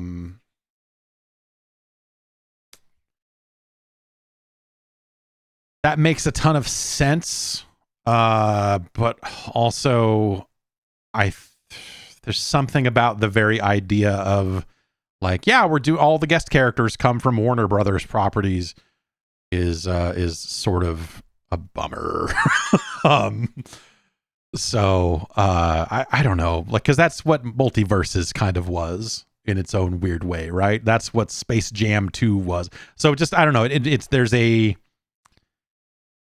corporate stink, I guess, on the idea that these would all be Warner properties, as opposed to, what do you think would be cool to put in this game? What are the best murdering guys we could put in here? You know, whatever. I don't much care for guest characters to begin with, because I think that, especially in Mortal Kombat, because I have always felt that the characters of Mortal Kombat are more interesting to me than any of the fuckos that they have gone and put. They're like, hey, we've got the guy. What did they even do that? Or was that just rumor? But the idea of just like, we're gonna put the guy from Evil Dead in here. Like, okay, yeah, you know what? You know who's cool? Scorpion. You know who else is cool? Johnny Cage. You know who's a neat guy? Kung Lao. I think the one time for a guest character that I was like, okay, was maybe RoboCop, because that was so dumb.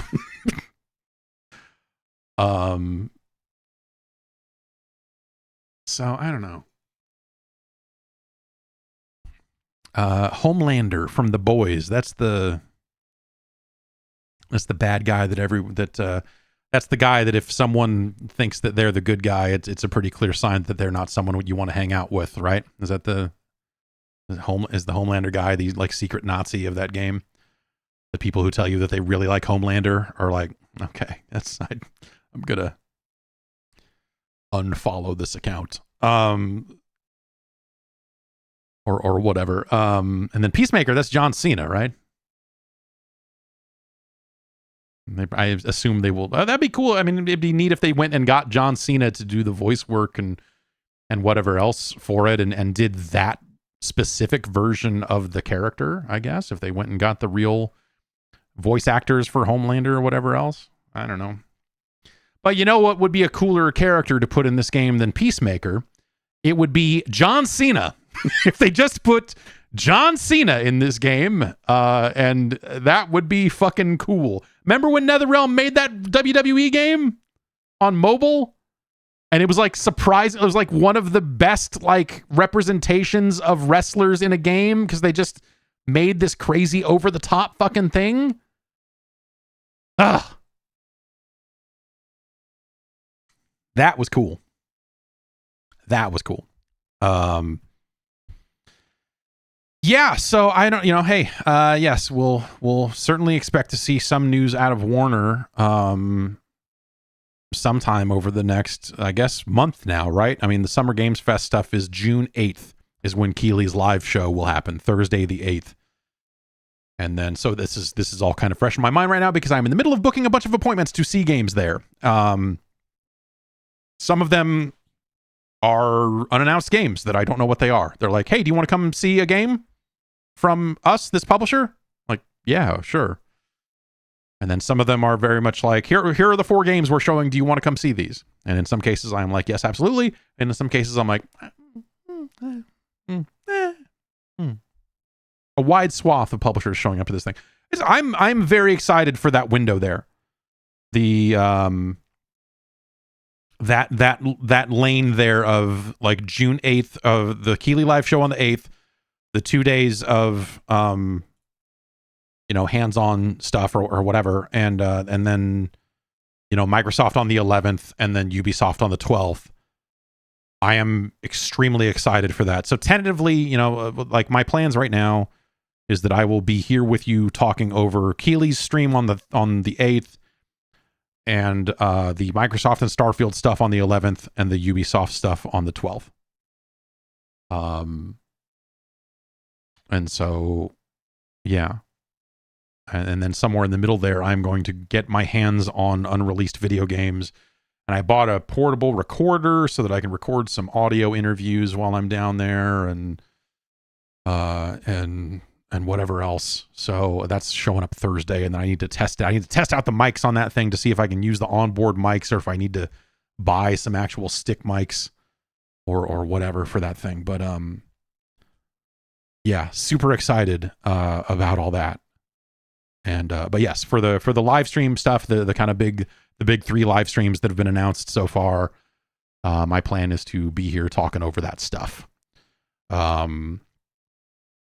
And then there's been talk going around that Sony might do a thing ahead of all that, and if that happens, I will plan to probably talk over that as well. So yeah, we'll see how it all goes. But yes, this Mortal Kombat news, I don't know. This rings, like I don't,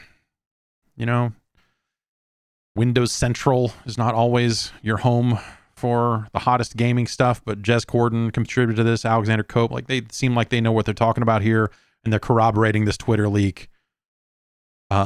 Which that would be the thing. If it was just Bill Kuhn talking about pricing and additions and stuff like that, I feel like that would be something that would be relatively easy to guess or put together. Even if you just, because this is basically what the Street Fighter 6 pricing is, in a lot of ways. So, but September, I don't know if they're going to announce it. Let's assume that they announce it. Let's assume that Mortal Kombat gets announced on June 8th as part of Keighley's live show. Like I don't know. But if these leaks are happening now, what is that? That's a little over 3 weeks out. So you announce a game in June for September release.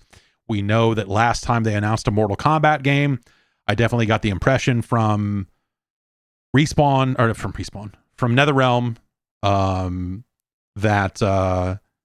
that they really liked the short announcement to release window and not have a year of having to put together character trailers and all this other shit and fight leaks. If they're just like, fuck it, we announce in June and we're out in September, that makes a lot of sense to me.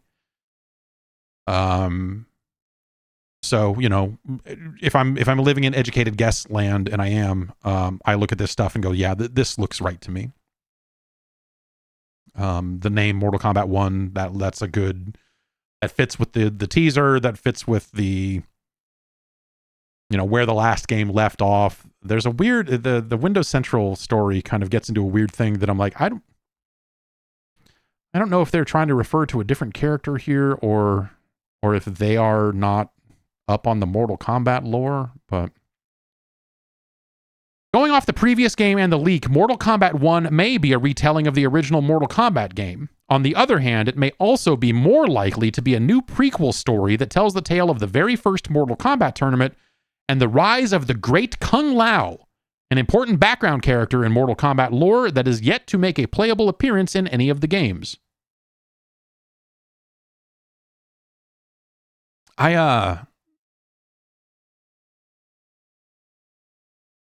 So yeah, unless there's like some ancient version of Kung Lao that they're referring to that did not appear in the game technically, but that's what it is, right? It's like the current Kung Lao is named after the super ancient Kung Lao, and that's what they're referring to. Anyway, I don't think I would be. I don't know how I would feel about a game that was meant to be a big prequel story telling the story of the very first Mortal Kombat tournament.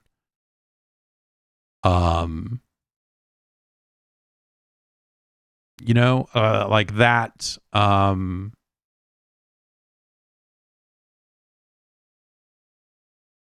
That would be a weird that would, to me, and we'll see, right? But like, if I look at that versus the, hey, we're able to retell the story and we're going to spin time forward into something that resembles a more modern, because, you know, remember, the Mortal Kombat games, generally speaking, have taken place in a relatively modern era. You know, Johnny Cage is a movie star, so movies exist.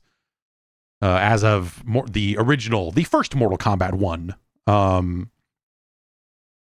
And so it's always been in a relatively modern era.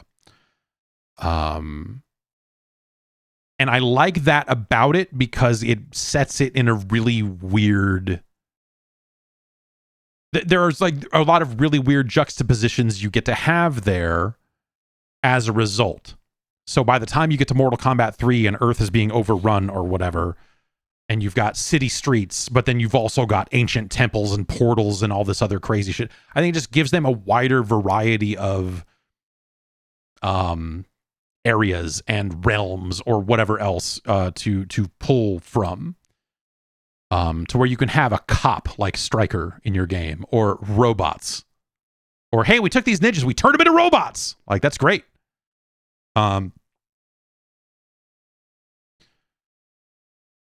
So something that is rewound way, way, way further back from that, in a way that, you know, if it is all like, where do you set it at that point? Is it, you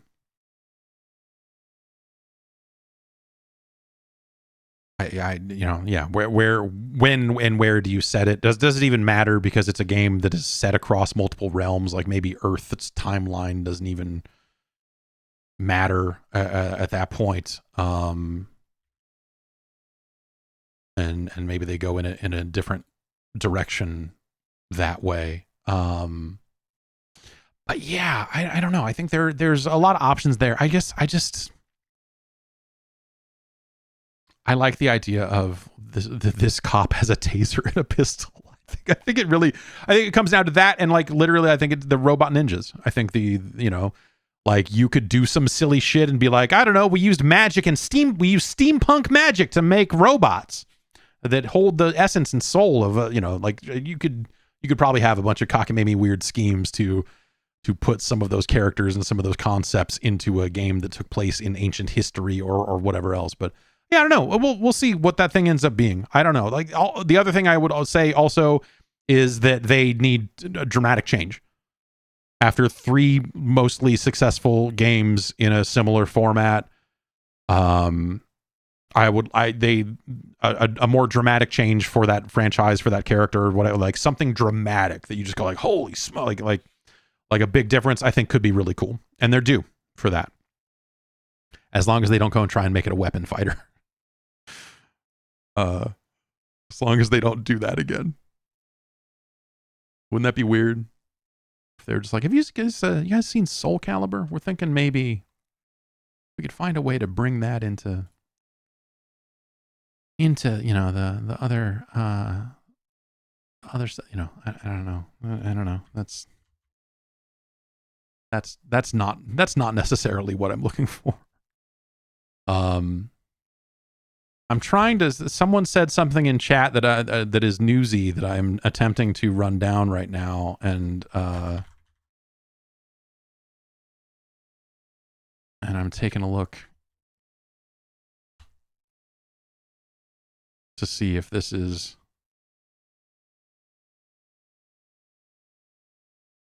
actually the case here. It's a video. So did they kill PvE?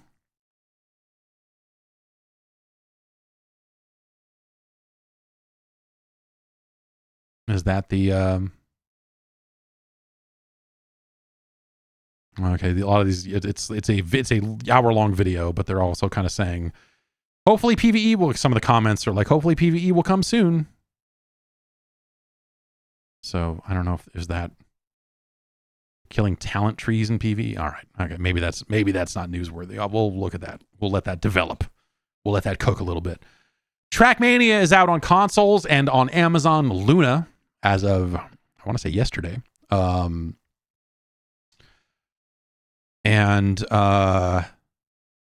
Yeah, they've been running a beta of Trackmania on console for a little bit, and now it is just out for real. So you can download it. It's free like it is on PC. You can just download it and play it.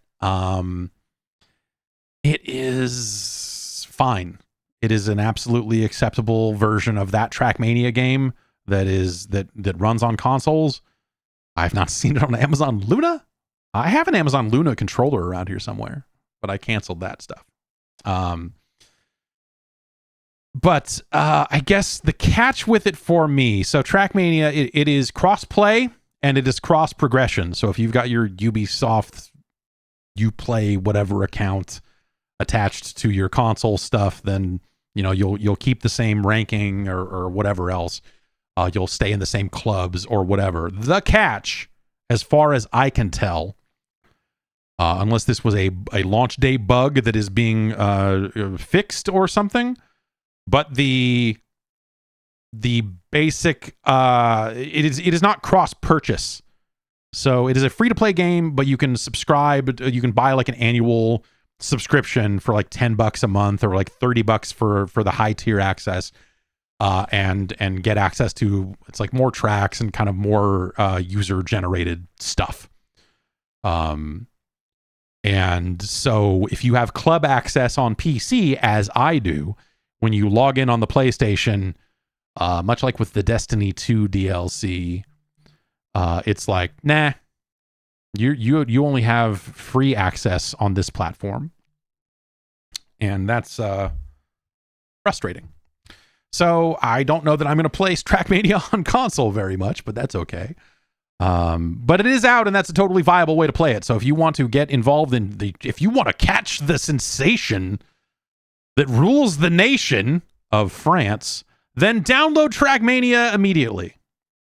Whether it's on Xbox or whether it's on PlayStation.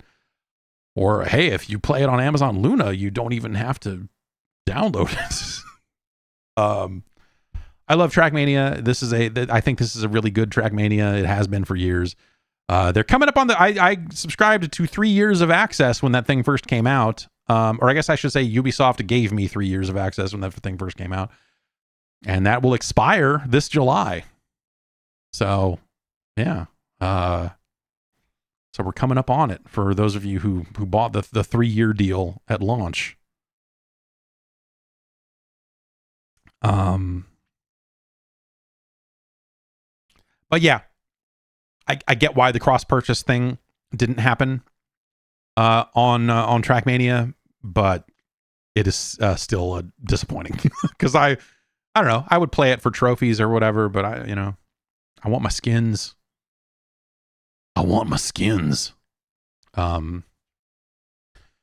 Does the new Trackmania have Star Wars Metallica in it? I believe someone did port Star Wars Metallica over to the current Trackmania.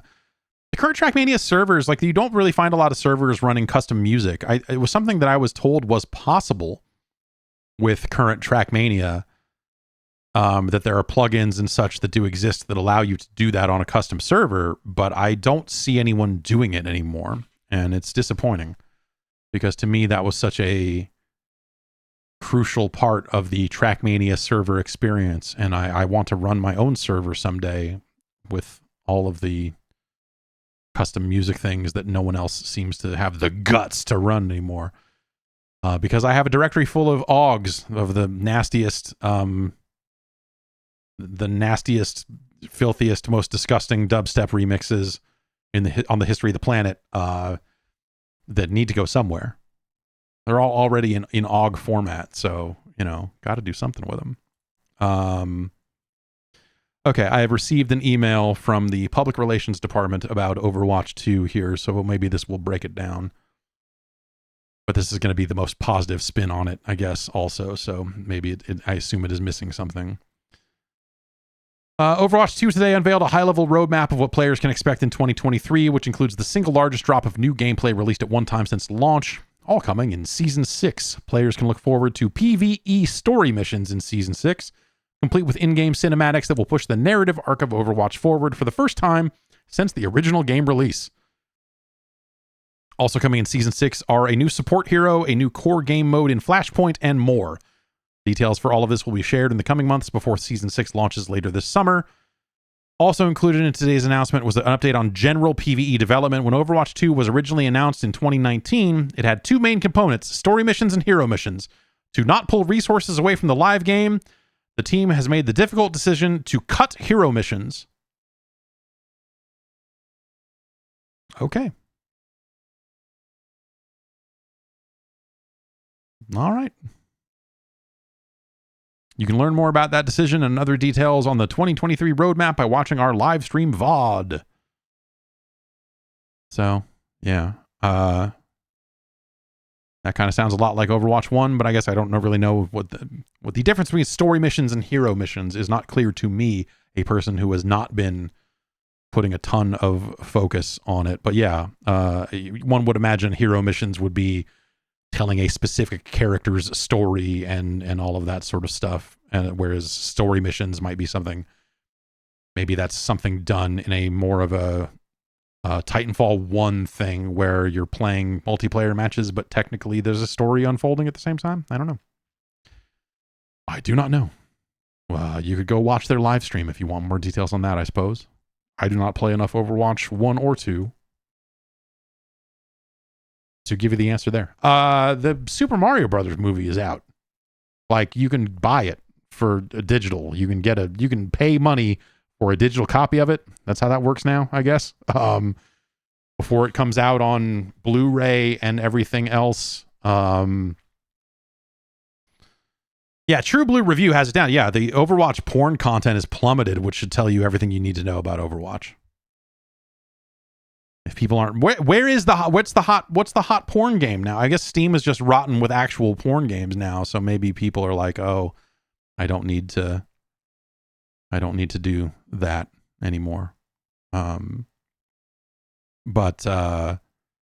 yes, you can buy yourself a digital copy of the Super Mario Brothers movie for 30 bones and watch it. That's what I intend to do. And watch that movie. At first I was like, $30, that's fucking stupid money. I'm like, oh wait, no, movie tickets are probably like $16 each now. So that's probably still quite a bit cheaper than, taking the family to the movies or whatever. But my daughter has played just enough Mario Kart to care about, to where she really cares about Princess Peach. I acquired a save for Mario Kart 7 and put it onto my 3DS to unlock all of the tracks and characters and stuff. So now she has there's Daisy and Rosalina are in that game too. And it's too much choice for her. She accidentally if she picks the banana peel set of tracks, she's very sad when it loads up. I think it's like the jungle track or whatever it is. When it comes, she's like, no, I don't want to do this one. But hey, I think I'm going to show her that film. I think I'm going to watch the Mario movie with her. Actually, I will probably watch it myself and then put it on for her to watch at a different time. Is probably how that will end up going down. But yes, you can buy that now. You're on your whatever platform you go buy your movies from. Amazon, Apple Movies, iTunes. You're going to go to iTunes and buy yourself a movie? I don't know. The European Union, the EU, the European Commission, according to Video Games Chronicle, has cleared the acquisition of Activision Blizzard by Microsoft. They're like, yeah, man, it's cool over there in the EU. Conditioned on Microsoft fully complying with several commitments related to the cloud gaming market.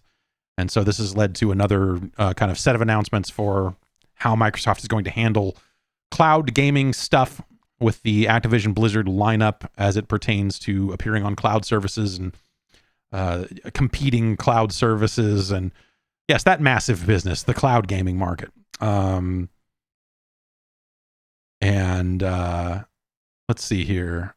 What else Video Games Chronicle has to say about it? The EU's investigation into the deal indicated it would not harm rival consoles and rival multi-game subscription services, but that it could harm competition in the distribution of games via cloud game streaming services and in the supply of PC operating systems.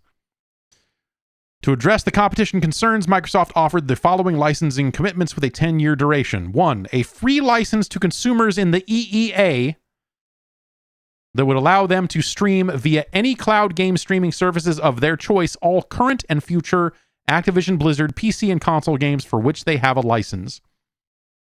So I guess that would mean if you purchased a Diablo 2 remastered or whatever, if you purchased an Activision game on Battle.net or wherever, you would be able to stream it on the cloud gaming streaming service of your choice. Which, okay.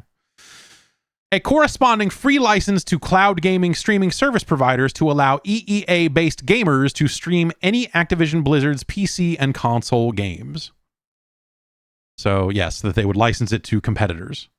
The competing cloud gaming services like GeForce Now. They've already gone and done a lot of deals like this, but this is, I guess, a free license, I guess, means that then and Microsoft is not making money off of that. I guess they would still theoretically have to buy the game on a lot of those services. So it's not, they're just not making any extra money off of the streaming is probably how that works. But yes, these are both free licenses to these competing services. Let's see. These licenses were, and this is from the commission here. These licenses will ensure that gamers that have purchased one or more Activision games on a PC or console store, or that have subscribed to a multi-game subscription service that includes Activision games, have the right to stream those games with any cloud game streaming service of their choice and play them on any device using any operating system. The commitments fully address the competition concerns identified by the Commission and represent a significant improvement for cloud gaming as compared to the current situation.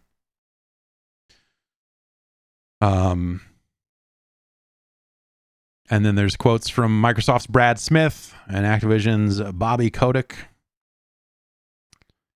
The EC conducted an extremely, this is Bobby Kotick's, the EC has conducted an extremely thorough, deliberate process to gain a comprehensive understanding of gaming. As a result, they approved our merger with Microsoft, although they required stringent remedies to ensure robust competition in our rapidly growing industry. He added, "We have deep roots in Europe. Our company was founded in France."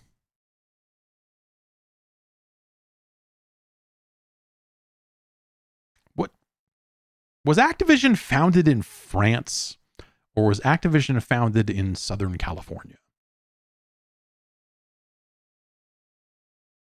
I don't know what. Is it because of Vivendi and the Blizzard and the, like, is there some kind of, is there some dumb, because yeah, Activision, well, Activision is based in Santa Monica, but they were founded in Sunnyvale. So they were founded in Northern California. But I guess, yes, Activision Blizzard was Vivendi. And so that is French. They would never call themselves a French company except in this highly specific situation where it benefits them to say, yes, we're a French company. Yes, of course. We love the European Union. Whatever, is that what it stands for? The U and is it European Union? Anyway. Euros, they spend.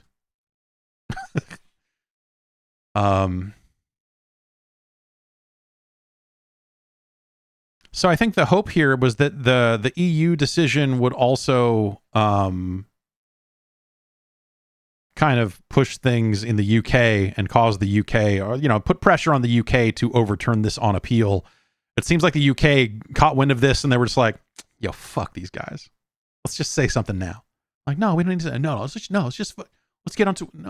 I got it open here. Sarah Cardell, CEO of the Competition and Markets Authority, is like, nah. The UK, US, and European competition authorities are unanimous that this merger would harm competition in cloud gaming. The CMA concluded that cloud gaming needs to continue as a free competitive market to drive innovation and choice in this rapidly evolving sector. Microsoft's proposals, accepted by the European Commission today, would allow Microsoft to set the terms and conditions for this market for the next 10 years. They would replace a free, open, and competitive market with one subject to ongoing regulation of the games Microsoft sells, the platforms to which it sells them, and the conditions of sale. This is one of the reasons the CMA's independent panel group rejected Microsoft's proposals and prevented this deal. While we recognize and respect that the European Commission is entitled to take a different view, the CMA stands by its decision. Sorry. So yeah, I don't know. They're not over the hump in the UK, obviously, and then they are certainly not over the hump in the US quite yet either. I just I don't see this as something that is going to hold back cloud gaming, because I think cloud gaming is such a kind of a non-factor right now. It's a neat choice to have. It's a neat option. But I don't think that, and some of the stuff that came up last week or over the past couple of weeks, I think makes a lot of sense, where running games on phones is a really cool idea, except that phones keep getting more powerful and people are just running games natively on their phones as opposed to watching a video stream. 5G is not low latency enough to be good enough to do this. Good Wi-Fi, I would say, is not always good enough for them to do this. But yes, also, yes, the point stands is like, well, that's what it looks like now. But if Microsoft locks this down right now and then in 10 years is able to walk away from all these deals and do whatever, what will it mean? Theoretically, the technology will have gotten better by then. Will they have a stranglehold on the business? I say no, absolutely not. Because I don't think that I don't think that the demand for cloud gaming is going to be there.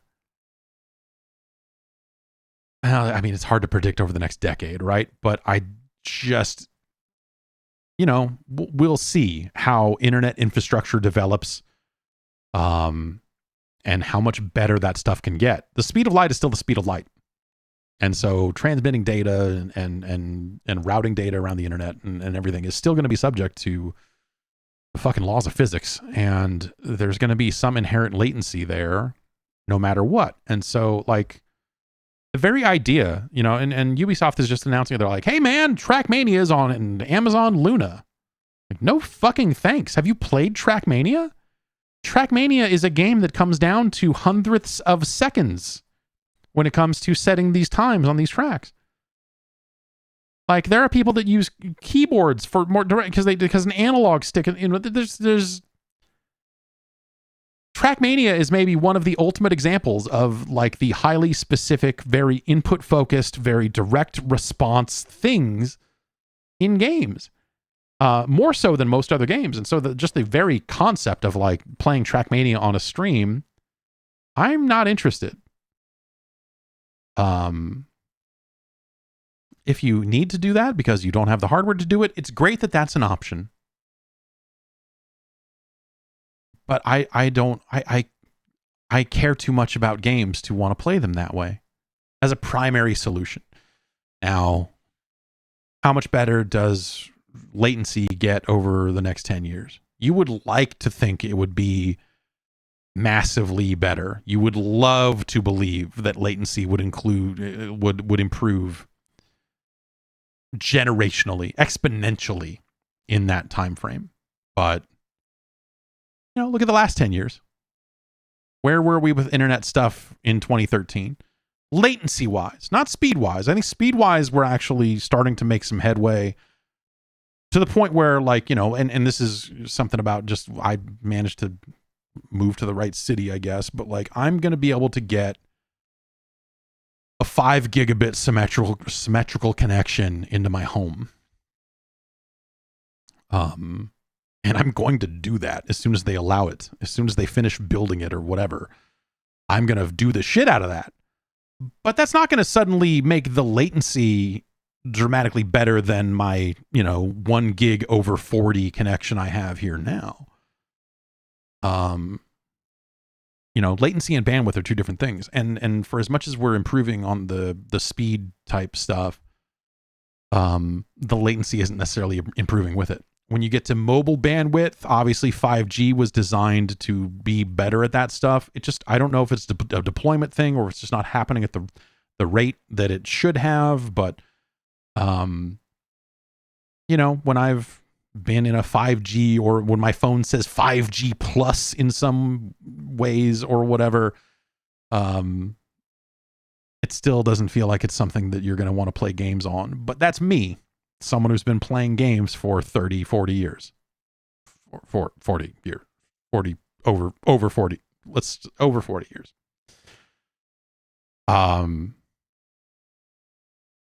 Some guy who just plays basketball once a year and doesn't want to buy the guy I had in here fixing the walls and stuff, and he was primarily using Stadia because that's just, he didn't want to, he had a laptop and it was getting older and he wanted to play games that his laptop wouldn't run. And it was a perfect scenario for someone who was a little more casual. I mean, I say more casual, but also this guy was putting hundreds of hours into Red Dead.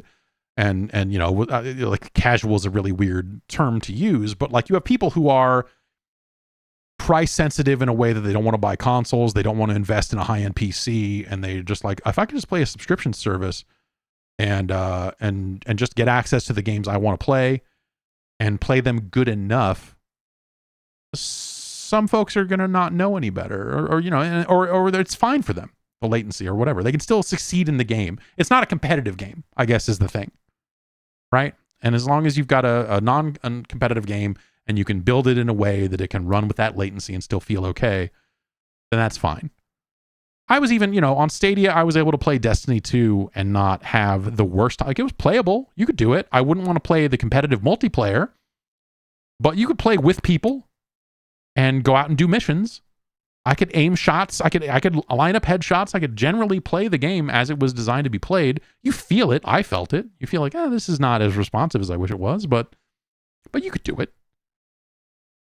For plenty of people, that'll be enough. For, especially for people that are used to playing games on a touch screen of a phone, people are very open to and accepting of a lot of those compromises out there, if they're, because some people just don't take that stuff as seriously. And I think that's where the growth comes in, right? Is you've got people there that maybe are like, oh yeah, they're putting out another PlayStation, but do I need it? And they're putting out another, maybe that'll be a different story on the PlayStation side of things, but they bought Kai, that'll pay off any day now. The PlayStation streaming stuff works well enough. I don't know. It does not feel as robust as even the xCloud stuff does, but it's most of the way there. I don't know.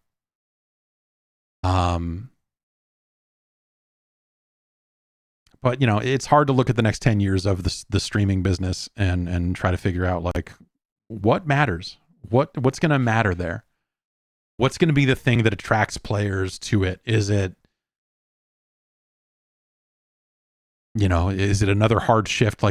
How much is the PlayStation 6 going to cost, considering how much the PlayStation 5 cost? What's going to be where does that net out? Where does that cross a line eventually to where you get a majority of players that are just like, hey, yeah, I bought a PlayStation 5, but boy, oh boy, I'm not going to spend another $700 on a PlayStation 6. If this option is available and acceptable or whatever, if I could just get this streaming service and play The Last of Us 4 this way, then I'll just do that. And, for some people that'll be fine and good enough and whatever. So yeah, we'll see. I mean, surely the cloud gaming market will have to grow over the next decade because it would be hard for it to shrink anymore. It's just kind of a non-factor right now. But we'll see. I don't know. It's an interesting market, right? Because now we've got the cloud gaming stuff kind of happening, but then you've got like what seems to be a real market emerging for this idea of a portable PC, of a handheld gaming device that runs PC games, whether that's a Steam Deck or this Asus thing that's coming out next month. I'd be interested in getting my hands on one of those. I don't know anyone at Asus to contact and be like, hey, I'm an internet man. Let me hold your video game box. But that market is now happening in a way that I think is way more interesting than cloud gaming. Like, it comes with a different set of compromises, but to me, those compromises are almost interesting, of like, what can I get away with on this weird handheld device?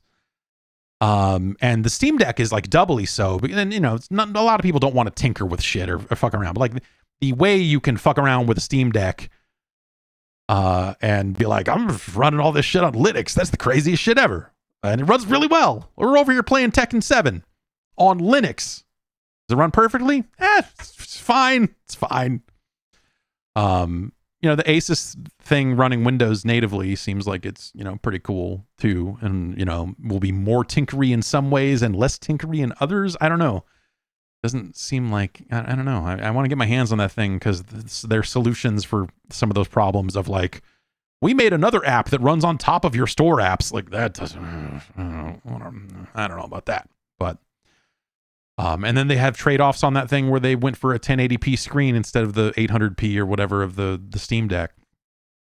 And so, yes, it's a more powerful chip inside, but also it's trying to run at a higher resolution. And the battery life sounds like a disaster. I mean, the battery life was a disaster on all of those things, right? The Steam Deck battery life is not like fucking awesome. You're not like, oh, yeah. And then, hearing people say like, oh, yeah, the Asus thing, you can maybe get 2 hours of battery life out of it. Like, good. Like, that's terrible. But hey, plug it in. I don't know. Like, well, it's not actually a portable device. It's I brought it to a hotel and plugged it in device. I plugged it in on the plane device at that point. But like, you have that market kind of establishing itself for real for once in a way that's like, I think, super exciting. And so I'm more interested in that end of the market of like, what are ways we can get more people to play more games?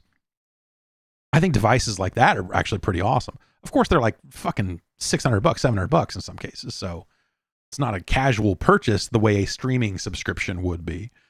But yeah, it's, I don't know, like that, all that stuff is really exciting about gaming in a kind of broad way, right? Of like, when we think about some of the stuff, and this is, Microsoft's been beating this drum for a long time, right? But it's everyone wants it, or they should, is that very idea of like, how do we get more people in the door playing games, playing console games, playing high-end PC games? Like the mobile market is going to blow up on its own because, people have already decided they need to own a phone for non-gaming reasons. And so you've got one and you're like, oh, I can play a game where this spinny knife just spins, and if I keep tapping the knife, it spins. Great. I don't want to play the spinny knife game on my PC. Actually, I kind of do. But point being, it's kind of a different sort of experience. Anyway, we'll see. I don't know. I still think that and I'm trying to think like, why do I feel this way? I'm trying to like kind of really enumerate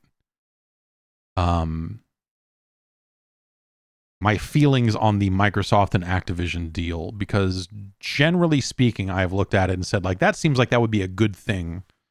And I think it's because so much of this process was born out of the turmoil at Activision Blizzard. Like, remember when this deal got announced, it was like, hey, Bobby Kotick has to fucking get the fuck out. Like, fuck that guy. Like, he sucks. Like, fuck this. And all of the people working around him are apparently fucking scumbags too. Like, there's just this huge groundswell, like, oh, like the culture at Activision and Blizzard separately are fucking awful. We've got to get these fuckos out of there. And then Microsoft kind of swooped in and said like, what if we bought it?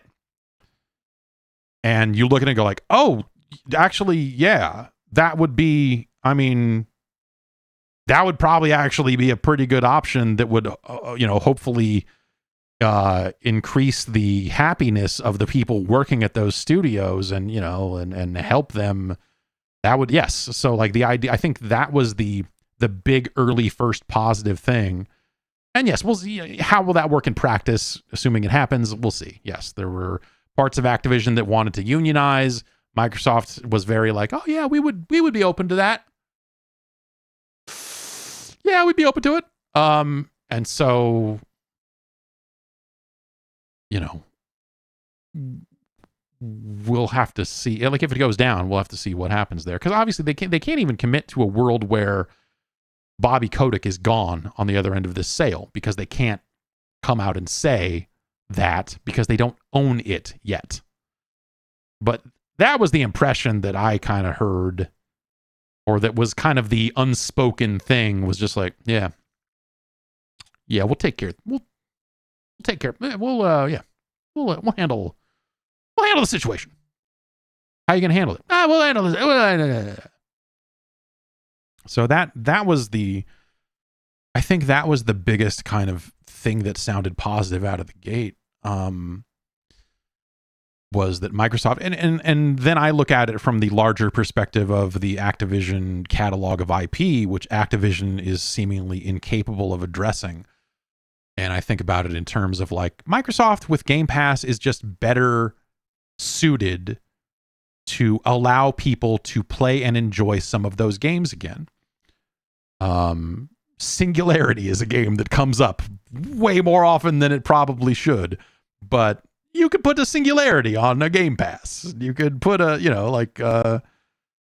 of those Activision games of that generation could kind of come back around and exist on Game Pass. But also, I look at it as like,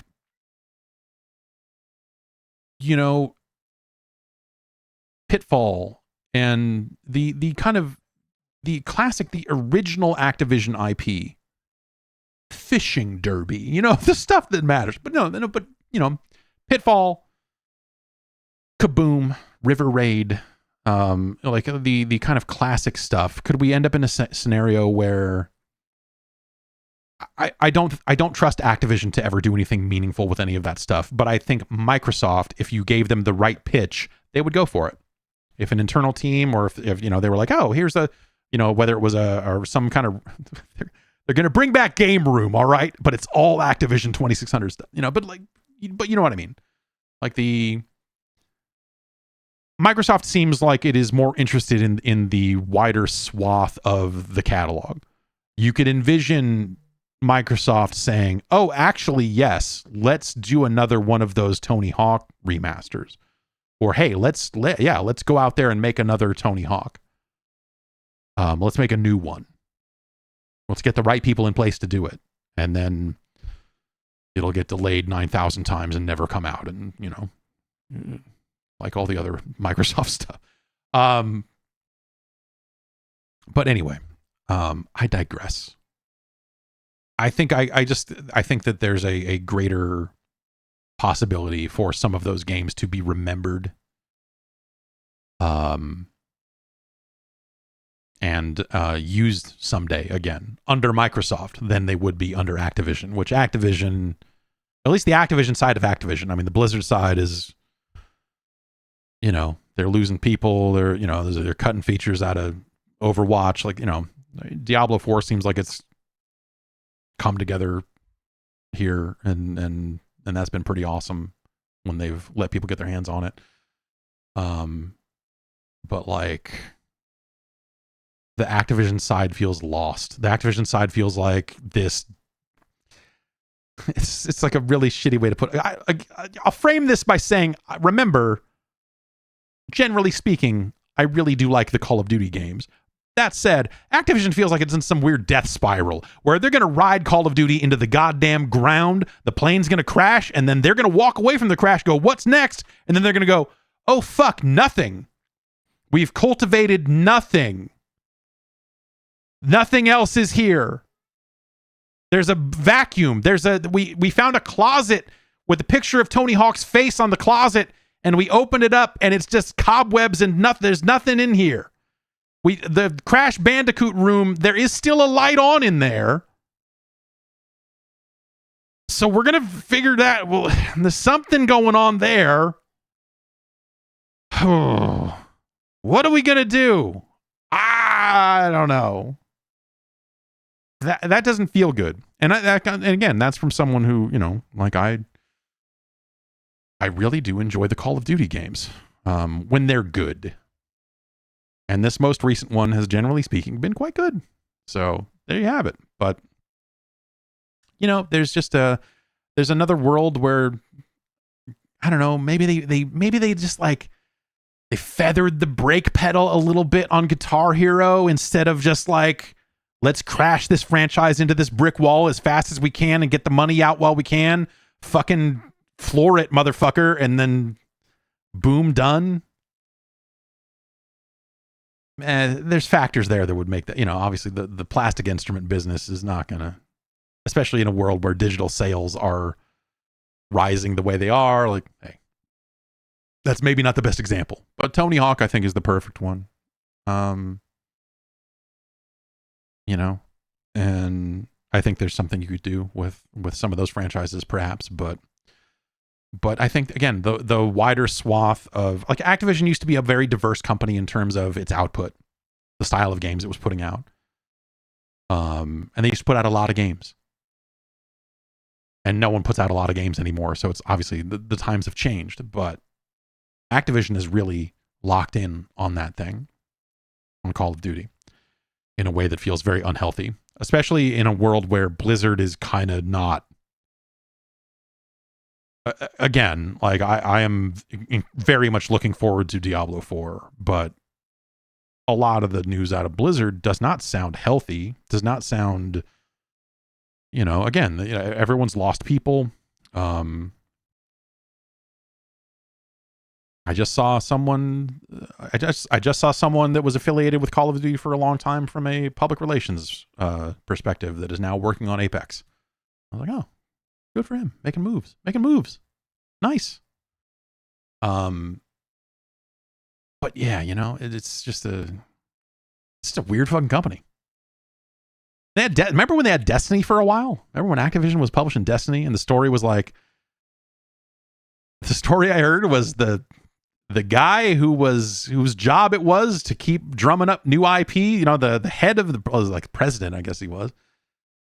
The guy at Activision who was supposed to be out there trying to figure out, like, what's next for Activision? What else are we doing? What's what are we working on that's not these big franchises? What's next for us? That he was spending his time, his kids were drawing ships, and he was taking these drawings that his kid and bringing those to Bungie and saying, what if you did something like this? It's like, fucking really? Oh man. Put out another album, dog. Just like crazy shit. You're like, all right. So I don't know. I don't know, man. I don't know. So when I think about Activision over the last 5 years, decade, whatever you want to say, it's the sort of thing you just look at and go like, yeah, I bet Microsoft could probably do a better job on that stuff at recognizing things other than Call of Duty, other than the big pillars that they've got right now. They could find something to do with that shit. I think that's the big part of why I felt good about that it would probably be better for the people. We'll see. I don't know. And that it would be better for the IP, the franchises, for the players that would get a wider variety of games that way. But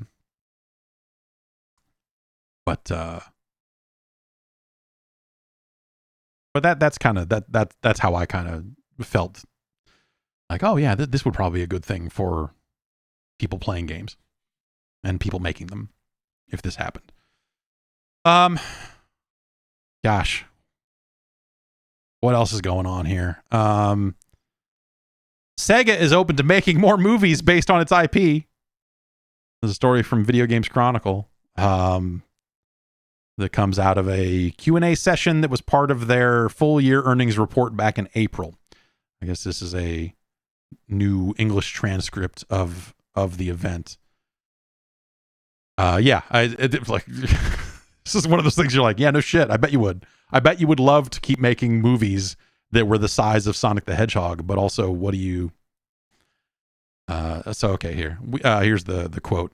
We would like to take on challenges outside of the Sonic IP should the opportunity arise. If we can match the timing of game launches to the release of movies, it would be extremely effective from a marketing perspective. And there are also significant benefits, such as increasing awareness of our IP and increasing the number of touch points for customers as we achieved with the Sonic movie.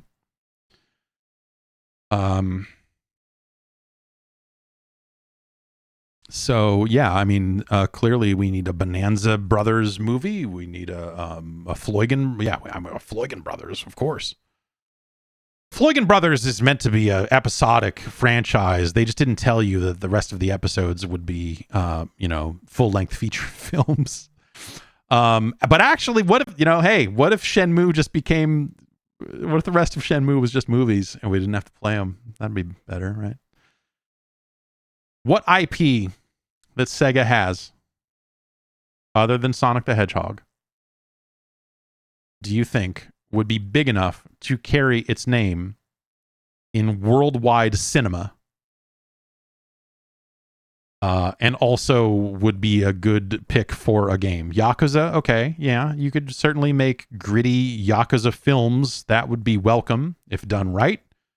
But Yakuza, the games are already so cinematic and exciting and have such a depth to them that I don't know that a movie would be that exciting. Persona is a really strong answer here. Where I think that, yes, you could turn the concepts of any one of the last 3 or so Persona games could be a pretty solid film. But like, yeah, Jambo Safari. Yeah, you could make a Crazy Taxi movie. In fact, they're going to, right? That was on the list of other things they were doing. But I mean in terms of wide mainstream appeal. So I don't mean Phantasy Star. You know what I mean? Like, that's not to say I would not watch a Phantasy Star movie. I watched the Phantasy Star Online 2 anime. It had a brand new gate in it.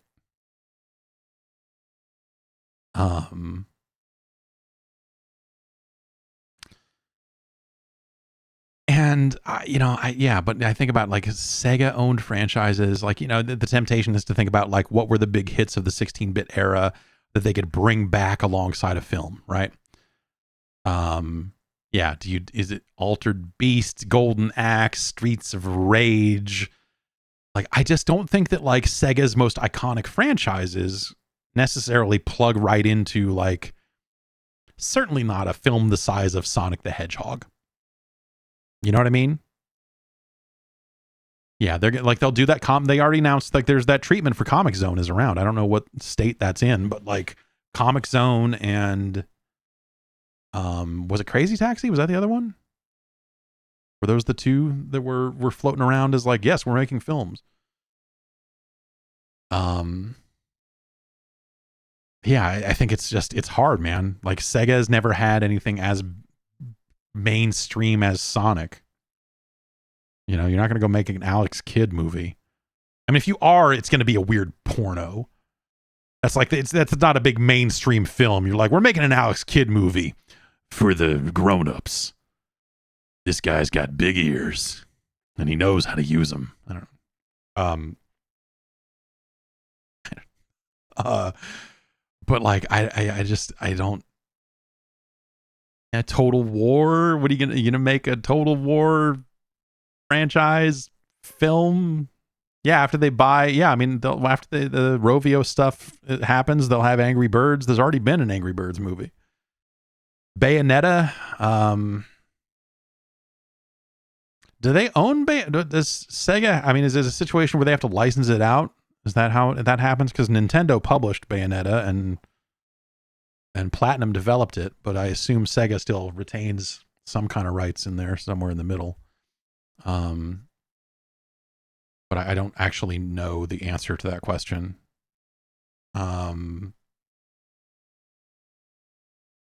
Yeah, I don't, it's just a weird, it's a weird, yeah, the stuff that Sega owns, I don't know.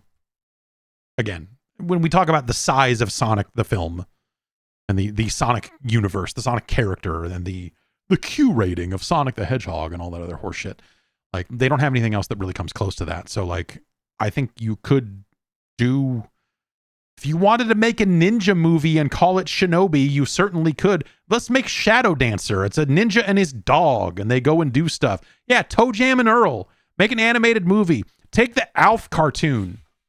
Not to just get into the Blue Sky discourse, but take the Alf cartoon, Alf the animated series, pull Alf out of it, put in Toe Jam and Earl, re-release it.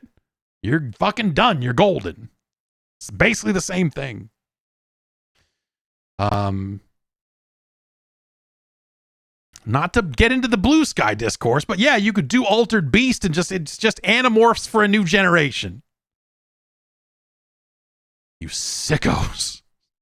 Yeah, I don't know. And our last little bit of news here that was sent in, that was submitted to us via email. Hugh sent this in Virginia. E40 has received an honorary doctorate degree from Grambling State University. He's received a doctorate in music from Grambling. He's quoted here in this story from hiphopdx.com. This means so much to me, man, being from Magazine Street, 1300 block, Vallejo, California. You understand me? The Bay Area, E40 told the crowd. Yes, 1300 block magazine. Even he is still talking about the 1300 block in his, that's fantastic. I love E40. I love E40. He's also donated $100,000. Maybe it's related to this. I don't know. He's donated $100,000 to Grambling to bolster their marching band and to help with the installation of a recording studio. The school is going to name the studio after him. And that it's the E40 is a doctor. That's Dr. E40 now, like Dr. Dre. Dr. Earl. That's so good. Congratulations to E40 for this, for his turf burritos, for just his many different dealings in and out of the music business. E40 is an inspiration to us all. We here at the program, we love E40. And that's it for the news. Why don't we get into some emails? This is not an email button, but I'll push it just for fun. podcast@guard.bike is the email address. Send in your emails and I will get to them. Seth wrote in talking about, we've been talking a lot about the Xbox these past couple of weeks because there's just been a lot of Xbox in the news and the future of the Xbox brand and just all of that stuff here. But Seth writes in to talk about the Xbox One reveal, which we got into quite a bit last week. On last week's podcast, you recounted the events of the Xbox One's now infamous reveal. I didn't watch the event myself, but like many people, I sure did read the headlines that followed about the console needing to always be connected to the internet, not being able to play used games, etc. Sometime after, I vaguely recall reading some random comment online about how Microsoft could really have differentiated the Xbox One from the competition if they stuck to their original vision rather than going back after the mass backlash to the reveal. Like I said, I didn't actually watch the reveal and only heard the big negative headlines. So my question is this: how did Microsoft propose that the console always needing to be connected to the internet would set the console apart and actually benefit the end user? Obviously, for Microsoft, it means less profits lost to used game sales, but surely they must have had some messaging as to what this would allow for the players that otherwise wouldn't be possible, right? I don't remember ever actually hearing or reading a consumer-friendly explanation for their original vision, but it seems crazy to me that they wouldn't have some clear selling point explaining how this always connected to the internet thing could actually benefit players, unless, of course, The whole Xbox One reveal was even worse than I thought. Yep. There was they did not articulate the benefit to consumers there very well at all. There was something around the idea of, oh, if the game is on your account, then your family can play stuff that they're kind of already doing now with like the home account stuff on an Xbox. The primary account stuff on a PlayStation already kind of does that sort of stuff. It wasn't, they kind of got there without it. The main thing I remember about this was that the supposed benefit would be that you didn't need discs anymore.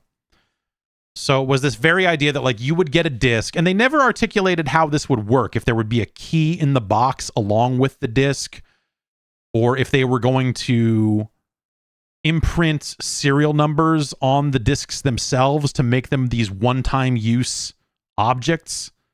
But the idea is that you would put the disc in the console, it would register the game to your account, and that was it. You could take that disc and throw it in the fucking garbage like it was a DivX disc or something, It was like, fuck this trash. And then there was like, well, to use games, we could, you could theoretically give the disc to someone else and then they could use that to install the game. But to play it, they would have to buy a license maybe there'd be a way to get a discount license if you sell there was like, maybe this is, I don't know how much of that was them talking about it and how much of that was like the press and people out there trying to like come up with a reason why this was happening. They're like, so how does this work with used games? How does this work with this? And there was some talk about like, well, maybe they could make it so you could sell a game off of your account to someone else, and that removes the access from your account, makes the disc valid again, and so you can give it to somebody else and they can install it. That's like ridiculous hoop jumping bullshit that never sounded like meaningfully beneficial to consumers. At least not in a way that didn't come with like so many caveats and so much like loss of freedoms on the other things you could do with a disc, like sell it used, buy it used, and whatever else. It just, across the board, it really felt like they didn't have their shit together with what they were trying to do there, which is probably why the messaging around it was so bad. Now, the one thing that I do remember happening that I bet was a nightmare for people at Microsoft. In the middle of this nightmare, here's another nightmare. Here's an engineering nightmare. The entire dashboard and front end and firmware and system software and every software thing built for the Xbox One was built around the idea of you having a full-time connection to the internet and a Kinect plugged in. And everything was built under the assumption that those things would be there. So everything about what happened when you put a disc in the console, every single facet of using the platform was based around the idea of it always being online. And for outages and stuff, they were like, oh, we got brief fallbacks for this, but you're going to have to check in every 3 days. They were getting hammered with questions like, what if I take my Xbox to my cabin where there's no internet and I want to play games with my friends? Like, am I not going to be able to access any of my library because I'm not online? Like, what the fucking fuck? And so there was little bits and pieces about like, well, you'll have to check in every 7 days, every 3 days. They'll have to connect occasionally to make sure that, you're able to, validate your licenses. Or, there was all these kind of there are all these like very real scenarios that they did not have great answers for on top of that. Like real use cases, not necessarily the primary use case for an Xbox, but like the just stuff they were just like, what the fuck are you going to do to address this? Are people just, and I think we looked at it at the time, it was like, well, clearly they must have done the math somewhere and said, it's okay if we fuck over all these players. Clearly they must have like projected some numbers that say like, oh, we'll lose people on this for sure, but the benefit to us on like eliminating used sales plus whatever else, like that'll be way better. And no, it wasn't. It fucked them harder than they ever could have imagined. But now imagine, okay, Microsoft makes that decision. It gets out there into the marketplace that's where they're going with it. Sony clowns on them. The heat is intensifying. The project is increasingly looking like a complete fiasco. The market is speaking loudly, and they are saying, we do not want this. And we do not see the benefit to like a family shared library. We don't see the benefit to this and that, whatever it is. And they go, okay, we need to figure this out. We need to make this right. We need to reverse course on this. We have misjudged the market. We need to get this back. This is on fire bad. And now imagine they make that decision to say, okay, we are going to make it so that discs work like real discs to a certain extent. I mean, they're still only keys. You still install the game fully to the hard drive, and nothing is running off the disc anymore. But that's something that people kind of got used to in the Xbox 360 generation when hard drive installs became available. Now imagine you've got to go to this engineering team that has been working on the way the Xbox One boots games and authenticates games and works. And that you have to say to them, all right, this console you've been building, all of this software you've been building to under the assumption that it's going to have internet access and that all of the verification and all of the security and everything else is going to be done that way. You need to rip all of that out and build new solutions for authenticating discs, for authenticating game ownership off of a disc, for like all of these other scenarios that they were able to eliminate because they're like, fuck it, you'll be on the internet. It doesn't matter. The breakneck pace, the work that my understanding is that they then had, a matter of months, right? Like not a long time before these consoles had to be like getting put in fucking boxes and shipped to fucking stores. And they're like, well, we can have a day one firmware update. That's fine. But like this console needs to fucking play a game when you put a disc in it, when people get it home, or we're in trouble. And that that engineering team then had to fucking completely re-engineer incredibly large parts of the way that console worked in a matter of weeks before that thing was going to be on shelves. And I mean, they pulled, I don't remember hearing any big crazy stories about the Xbox One being completely broken in that regard at launch. So I think they did pull it off, but they had been building that thing for years. They had been working on those sorts of concepts for such a long time. And they had made so many decisions early on. And then suddenly all of that was null and void. And they had to go back and fucking fix it and go back and totally rip it, all their work out and start over again on significant portions of the OS. And, in terms of like how it read games and how it read discs and what it did with discs and what having a disc in the drive meant, and like all of those scenarios that they were trying to get away from. It's fucking crazy. I felt so bad for the teams that had to do that work, because just some fucking dumbass in his office was just like, yeah, this is the right, no dumbass works alone. Every dumbass has a team around him. And the whole thing was just such a clusterfuck. It's just amazing. Just astounding. Like so many of the bets they placed were so misguided. Like, remember, like one of their big pitch for the name of the platform, the big hook for the name of the platform was the idea that you would plug your cable box into the back of it also and watch all your TV through your Xbox. It's like, you only need one input. This is Xbox One. It does it all. It's the all-in-one entertainment, whatever, because it does everything. plug your cable box that you are desperately trying to cancel.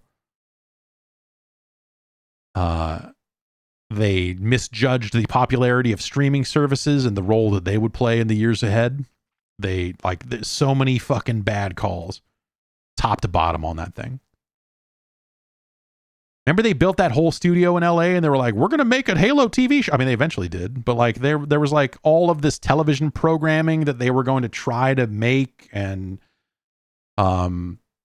everything that they were going to try to do with like, oh, we're going to make our own television shows. Like that was their stuff around streaming. And they were like, yeah, Quantum Break is going to be this landmark moment. And you're like, yeah, I mean, if the TV show was good, that'd be great. If the game was good, that'd be even better. Unfortunately, neither end of those things came together. But like they tried to innovate in departments that no one cared about, and they built things that no one wanted, or very few people wanted. And I remember when they shut those teams down, the big LA TV studio stuff, like they shut all of it down. They had their whole big programming division and everything they were going to try to do. Like, were they going to, I'm trying to remember, like that, it was like they were hiring up on teams that to basically do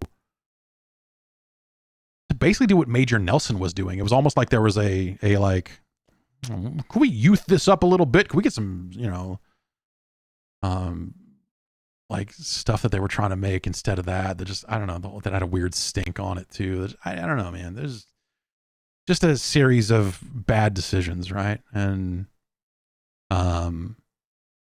yeah, I don't know. They've got better people in those positions now.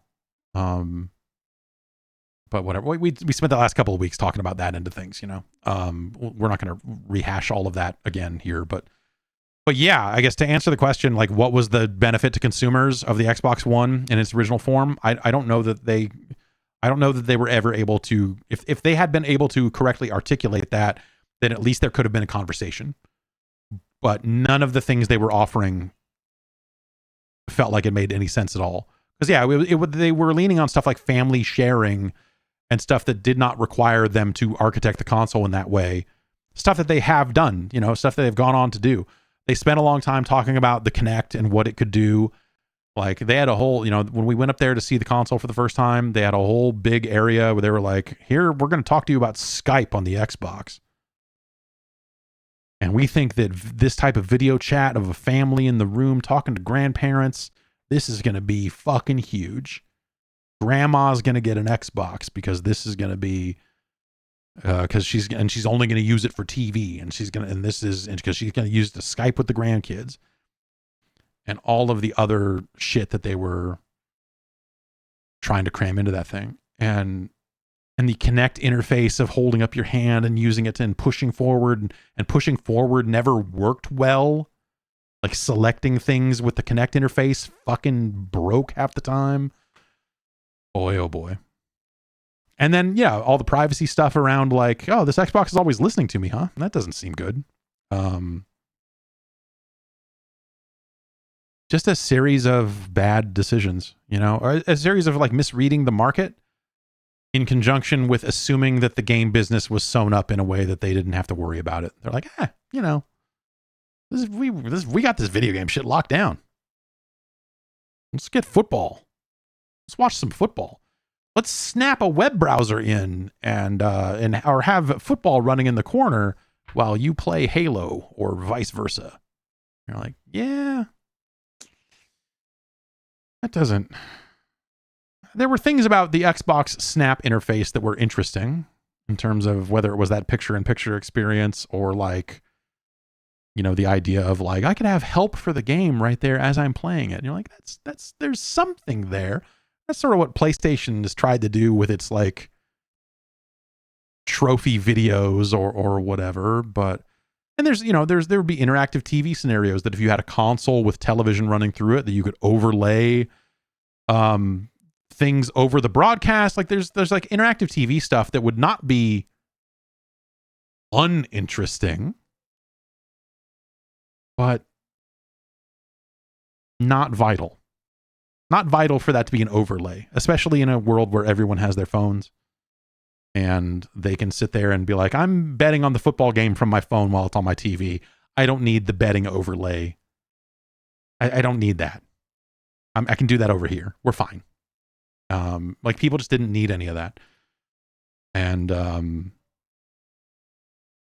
yeah, I don't know. There just wasn't, they were not able to well articulate what they wanted to accomplish with that thing other than television and other than the kind of stated, like, we got the Xbox One, it's got one input and one screen, but also smart glass for two what if we had a second screen experience? No one wanted that either.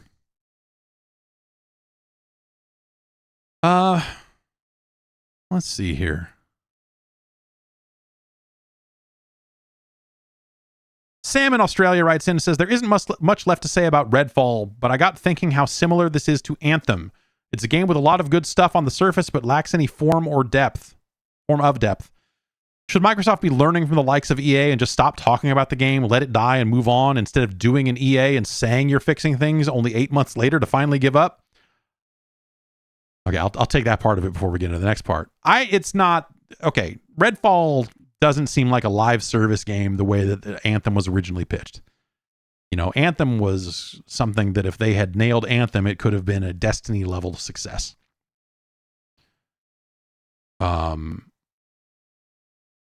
And Anthem could have been salvaged. I feel like if there were core things about Anthem that were actually fun to do, and if they had been better about building the game around those things, if they had built a better loot game, if they had had a better cadence of updates, if they had had a more interesting end game, because they kind of launched without one, and then by the time they rolled one out, no one cared anymore.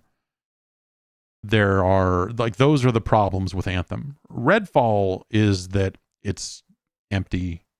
It's like, yes, it's a loot game, but also nothing about Anthem feels like a game that, like, oh, we're going to add on content over time and here's our roadmap and here's this. Redfall feels more like a Borderlands, where you're like, okay, here's the thing, and then maybe we sell a couple of DLC story add-ons that take you to different parts of this island or whatever. Redfall feels fundamentally like a different thing than Anthem was designed to be. I also think that just from the core, I think that Anthem is a significantly better video game than Redfall in terms of how it plays, in terms of the options at your disposal and those sorts of things. Anthem has a higher potential than I feel Redfall would ever have. A world where Anthem is fixed and successful is, you could see it. You go like, okay, yeah, and like a successful live game, like, yeah, of course, you got a social hub, you got this, like, it has the pieces. You're looking and go like, yeah, okay, I could see how Anthem could come together. Redfall just doesn't seem like that style of game.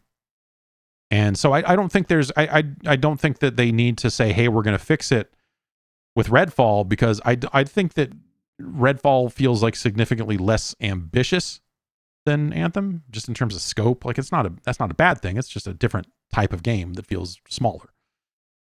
And fixing Redfall, I don't think they're going to get it to a point where you play it and you go like, this is a 9 out of 10. Like, they're not going to get it there. When they talk about fixing it, they're like, hey, it doesn't have 60 frames per second on console. We're going to fix that problem. We're going to, do what we can with, probably, I would assume they would take a look at the structure of the co-op stuff and go like, but at the same time, if they were going to make that game something you could jump in and jump out, do jump in, jump out co-op, they would have done that by now. They would have thought about that. Surely they've thought that. Surely they've looked at it and been like, oh man, it's a bummer we don't have this, I would assume. But Redfall to me just feels like it's the design of like the structure of it, the systems in place, the size of the game, whatever. It's just looking to go like, it's not that exciting. So fixing it is a shorter road with a less of a payoff, I guess, than if you were to fix Anthem. Fixing Anthem would have taken them building almost an entirely new game. And if they pulled it off, It would be a revenue generator for them for years to come. But there was so much stink on the Anthem name, they were probably right to drop it. But there's a world where they took because like the guts of Anthem, like Anthem has some good bones. Flying feels good. Not being able to fly feels bad. They made decisions around how and when you can fly, about like, oh, you overheated and you did this, that suck. Some of the weapons, some of the special abilities, when they proc in Anthem, you go like, oh, all right, there's some kind of cool shit here. There's some decent little combat moments in Anthem. Just not enough of them. And it's completely repetitive, start to finish. And the loot that you're getting sucks. That's a fixable problem. But it'll take you so goddamn long to get there. It takes you so much work to get Anthem in a place. And on the other end of it, what's the success story? Oh, Anthem's pretty good now. Oh, yeah? I'm still not going to try it because everything I heard about it is that it was bad. It's pretty good now. Yeah, well, all right. Yeah, 9 other games came out since then. I don't give a fuck how good Anthem is now. You know, it would have taken them long enough to where, like, I see, like, the pitch they were making to try to fix Anthem was a sound solid pitch. And also, I see the EA, especially EA, right? I mean, I see a reason. I see why EA would go like, fuck this, man. Like, yeah, this would be cool. You know what else would be cool? Walking away from this and trying to make something else that just makes money out of the gate. Can we just fucking... we try to fucking just like put this behind us? We'll fix it up enough to where we say, hey, we did the thing, and then walk. I don't think Redfall is in the same boat as that game. I think it's a very different situation between those two things.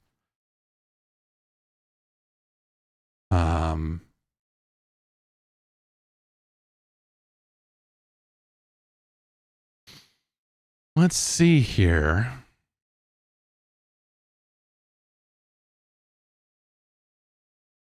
Nigel in the UK asks a question that I don't know that I'm going to have the actual answer to, but it's a good question. It's something worth thinking about. Considering NVIDIA and to an extent Intel is substantially ahead of, I assume he meant to write AMD here, in AI and ray tracing and path traced graphics, could you see Microsoft or Sony leveraging this tech advantage in their next consoles? This would be a big differentiating hardware factor that's been missing in the console space for a while. Games would look better and be easy to develop for in the ray traced future. So basically, you know, like they went AMD on the graphics this time around. Would they ever switch back to NVIDIA? And that would make those consoles significantly more expensive. Like, could you just drop a 4090 equivalent part into a modern console? Sure, you could, but the console would have to be significantly larger to handle all the heat that fucking thing generates. The price would obviously go way up, and you know, maybe there's a middle ground somewhere in there where you don't go 4090, you go some smaller level, but they're all trying to hit 4K. They're all trying to sit there and go like, what if we did 4K 60 with ray tracing? And you're like, well, fucking, how about no? How about we just, that's what a PC is. Like, that's, you know, the power draw on that thing, the heat generated, everything on that is going to put that out of the price range. They put that out of range for so many reasons. So I think that's the biggest problem, you know, is like, how do you, and then that's the problem that all the console manufacturers are constantly trying to solve, is how do we get the most bang for our buck? How do we, both from a, just like a price per frame, no, but like and this is where I'm getting a little out of my depth, right? Because I'm not exactly the fucking hardware guy, but they have to sit there and go, okay, we have to make a device that is of a reasonable size. We cannot make a refrigerator that people fucking lay under their television. We have to make something that is of reasonable size. And so our thermal budget, how much heat can we generate? How much heat can we dissipate? What can we do without causing a thing that constantly overheats all the time? It's why that original Xbox One felt fucking hollow. Because their cooling solution was like, fucking, I don't know, make this thing like a VCR. So it can, you know, has room to store the heat and dissipate it at, you know, without getting too loud. And and whatever else. And let's not have a red ring over and over again. NVIDIA is not in the CPU market, really. If they had merged, if the NVIDIA ARM merger had gone through, maybe you would see a different scenario there, where if you went all NVIDIA, you could have your ARM-based CPU and you could have an NVIDIA GPU in there. But instead, you're kind of like, okay, like, are we going to go to Intel for a CPU and then NVIDIA for a GPU? Are we going to make our own CPU? Or are we going to go with a AMD CPU and then NVIDIA GPU? Like, you know, AMD is perfectly capable of making dumb, powerful fucking processors and all that shit. It's not that they can't do it. It's that that's not the area of the market that they're trying to stake out, whether it's for their console partners or for, you know, hey, like, we're trying to make things that we can make a lot of and not be sold out all the time the way NVIDIA is. And now NVIDIA is not sold out and they're left with a bunch of fucking GPUs sitting around. You're like, oh shit, fuck. Turns out no one wants to mine anymore. And so, yeah, do you go with Intel and then have, you know, because Intel makes GPUs now, but that's not, it's not going to get you the level of power that we tend to associate with the NVIDIA brand at this point, right? Fat Scout in the chat here in Twitch chat says, NVIDIA bought into their own hype beast marketing bullshit and now they're paying the price. Yeah, yes. That scans. That I think that makes sense. And so, yeah, you could, there's nothing stopping a console manufacturer from doing an NVIDIA deal. I mean, back in the original Xbox had some fucking weird NVIDIA part in it, right? But I don't necessarily see them switching to NVIDIA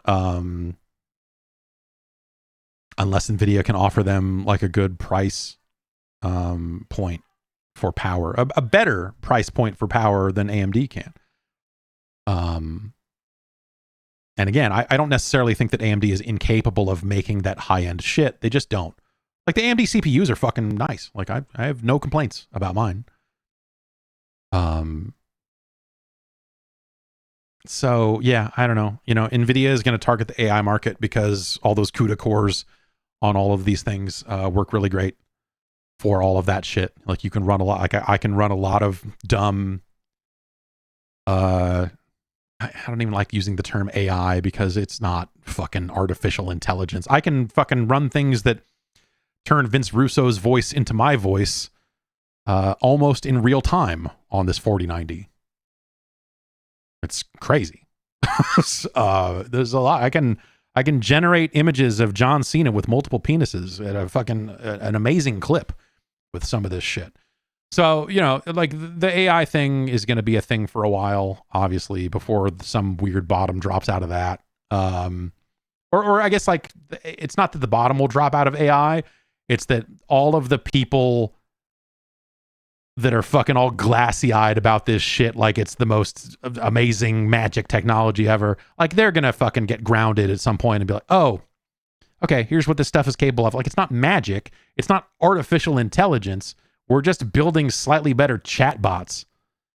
And also all this weird image and music stuff. Like, that to me is the interesting, like the audio stuff was potentially really interesting because it's just fucking weird. Marco, who is he's not in the chat right now. But Marco trained my voice for use in a few different things, including Sovit's SVC, which is the thing you can use to apply someone's voice over someone else's voice to make that voice recording sound like my voice instead of their voice. And if I guess the implication is, like, it is similar to, like, if I applied my voice to my voice, it could theoretically be used to clean up bad audio. Like, if I recorded a bunch of shitty audio, I could then, much like the Adobe podcast beta that's going around, if you've seen that, you probably haven't. But I could take bad audio of my voice and clean it up by applying my AI voice over the top of it. Which is interesting from, like, an audio cleanup perspective. There's a lot of podcasting tools out there that are trying to do exactly that. where it's like, okay, we're gonna make a model of your voice so that we can use it to fix your voice. That stuff's really exciting because sometimes you end up in a situation where you're like, this is great, but the recording is fucked and I need to fix it.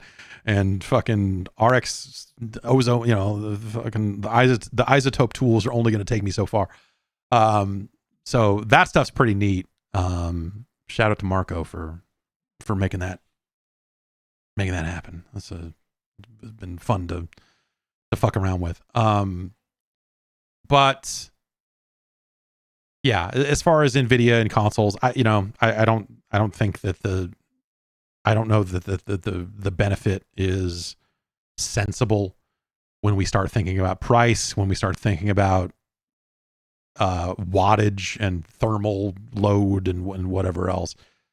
But yeah, NVIDIA, yes, that's right. NVIDIA, I mean, the Switch is an ARM-based platform. We'll see what happens with Nintendo's next thing. Obviously, it's not going to be some super high-end part. But I'm going to be very curious to see, because it's kind of it's re-entered the conversation now that Tears of the Kingdom is out and people are seeing how it performs and whatever else. Like that very idea of like, okay, this game's out and now we're really ready for new hardware.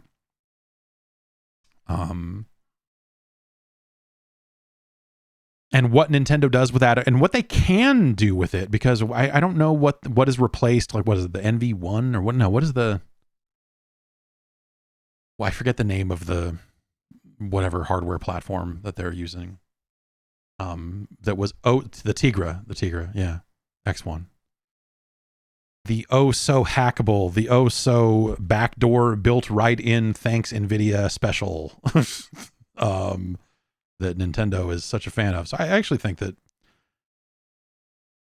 this conversation is starting to reach more of a fevered pitch around, because obviously, okay, so if we walk through the history of the Nintendo Switch as a hackable device,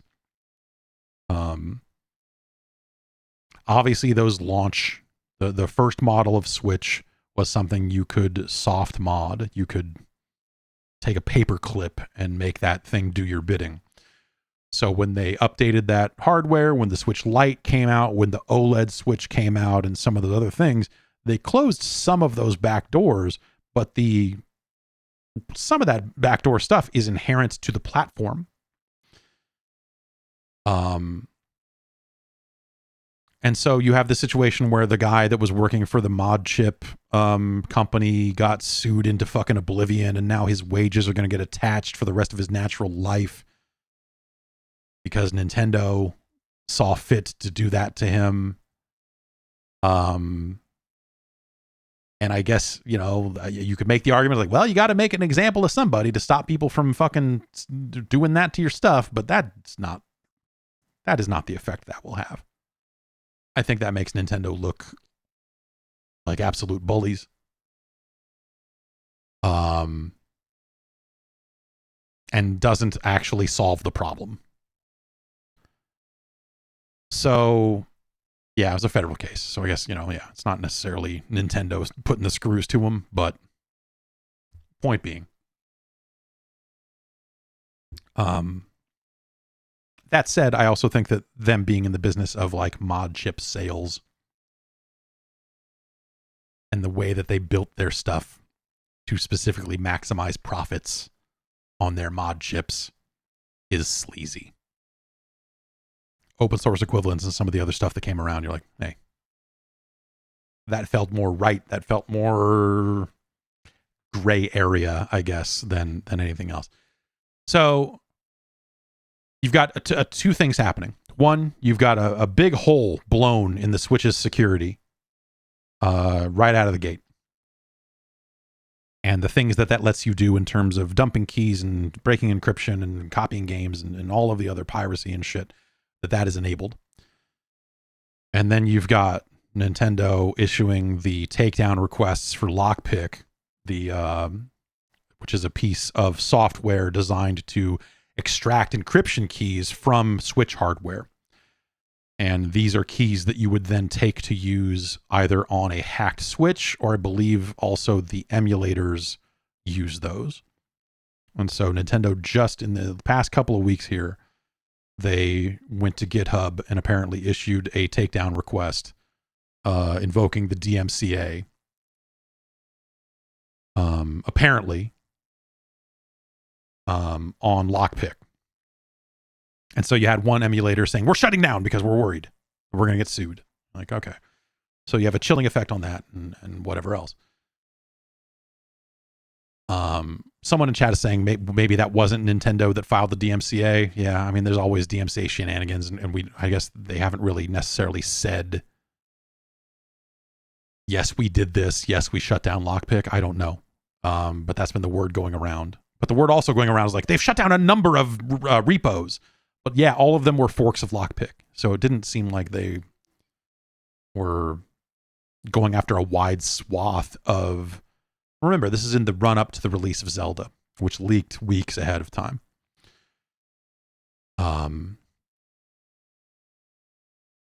So for everyone over at Nintendo that is skittish about sending games out early to the press, here's another good example of the press not doing that, because your game leaked before you sent it to anyone.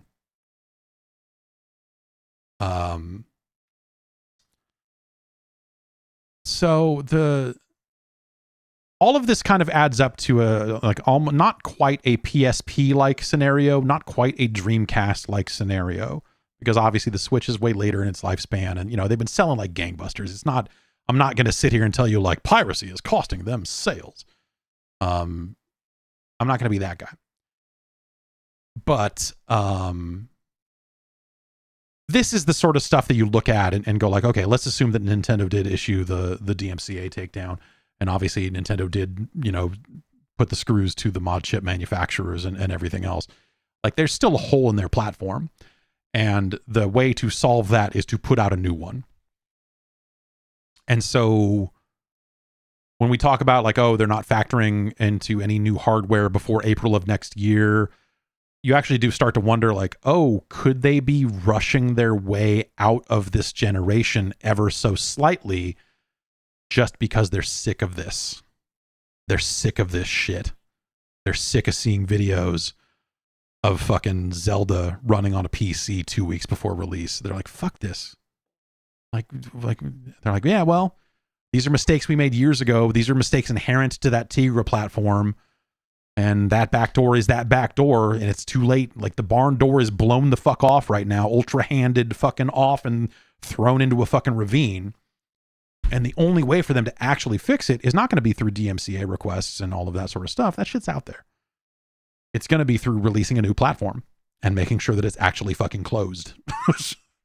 Which, will be an enticing target for folks, I'm sure, when it finally does release. But I wonder if we do end up seeing a Switch replacement sometime next year,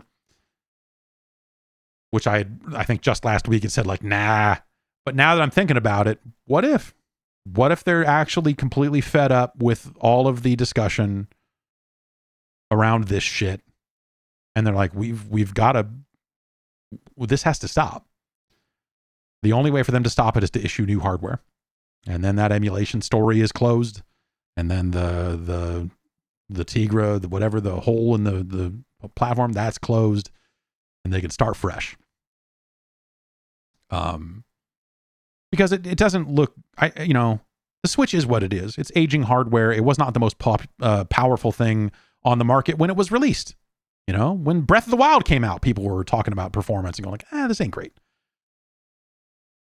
But now here we are, all these years later, still having that same conversation, and but now this conversation comes with that added bullshit of people going like, there's a way you can run this game at 60 frames per second, and they are insufferable. These people are like, I love emulation. I've loved emulation for decades. I have been interested in emulation since the goddamn 90s. There was an early version when they stopped calling it multi-pack and started calling it MAME. It wasn't long after that it could play a little game called Mr. Do. And honestly, ever since then,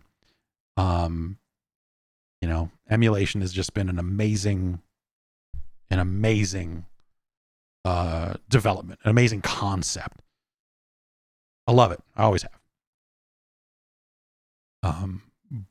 But there's always been this struggle. You know, Nintendo tried to shut down Ultra HLE when people were trying to emulate N64 games while N64 games were still being sold, which was a fucking disaster. And now you've got that increased attention around this stuff because of the performance issues of the Switch. People are able to frame it in this really kind of weird way where they're like, oh, I'm buying a copy of the game, but I'm not going to play it on the Switch. I wouldn't deign to touch this bum hardware, like they get to be super fucking weird about it. And I think that sucks. I think that's just crummy.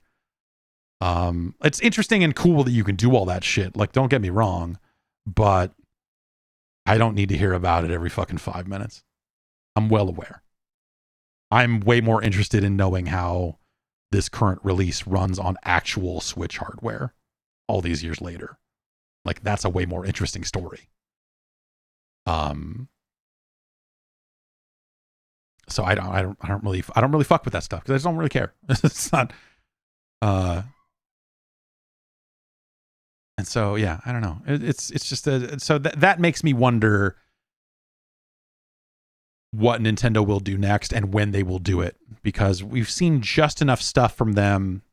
If this DMCA is theirs, and of course the lawsuit stuff that was a little older, that kind of is just working its way through and whatever else. But like, I'm just curious, how fed up of that conversation are they? And will that guide them at all in terms of solving that problem? Because that would have been the way out of, like, obviously Sega with the Dreamcast, it happened to them so early. And it happened to the Switch relatively early on too. But, Nintendo attracts such a very specific audience that is still very willing to buy all of that shit.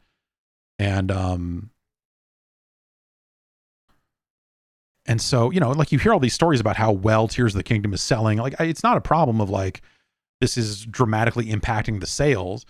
I think the stories of, hey, you can run this at 4K, hey, you can do this, hey, you can do that, just run so against what Nintendo is about that it's not even a conversation they want to allow to happen. So that makes me wonder, like, okay,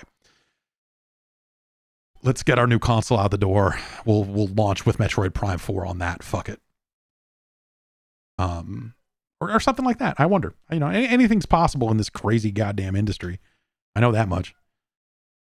But I definitely can sense this, like, this feeling, this gut feeling of like, Nintendo wants its control back. And right now, this stuff is out of their control. Right now, this is the opposite of what they want. People out there going like, people out there with these, with their like YouTube, TikTok instructional video voice. Did you know you can run The Legend of Zelda at 120 frames per second? Like hey guys, today I'm here to show you.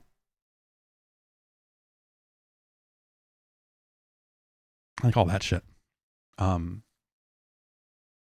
is gross. And not working in their favor. So I wonder if that would lead to them maybe making a move earlier. That's all. Not really just kind of a weird undercurrent to all of this that makes me wonder if they would pull the trigger on a new console slightly earlier than you might think. Let's take one more question and get out of here. Carson from Maryland says, was there a specific strategic reason that you have always podcasted on Tuesdays? Why not Monday? Why not Wednesday? Was it based around news cycles, embargoes, release dates, or was it just fuck it, Tuesday is a good day? Yeah, games used to be in stores on Tuesday. Tuesday was launch day for games.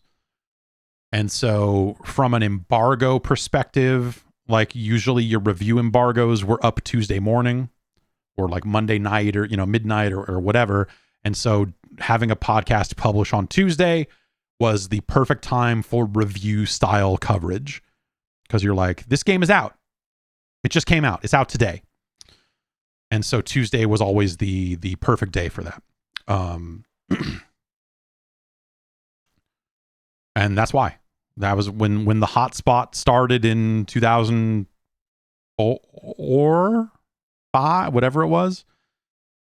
I think we maybe initially published on Friday for a while. I think it wasn't, I don't know, but it eventually we settled on Tuesdays for the reason of, yeah, this is the day of the week when we'll have the most to talk about.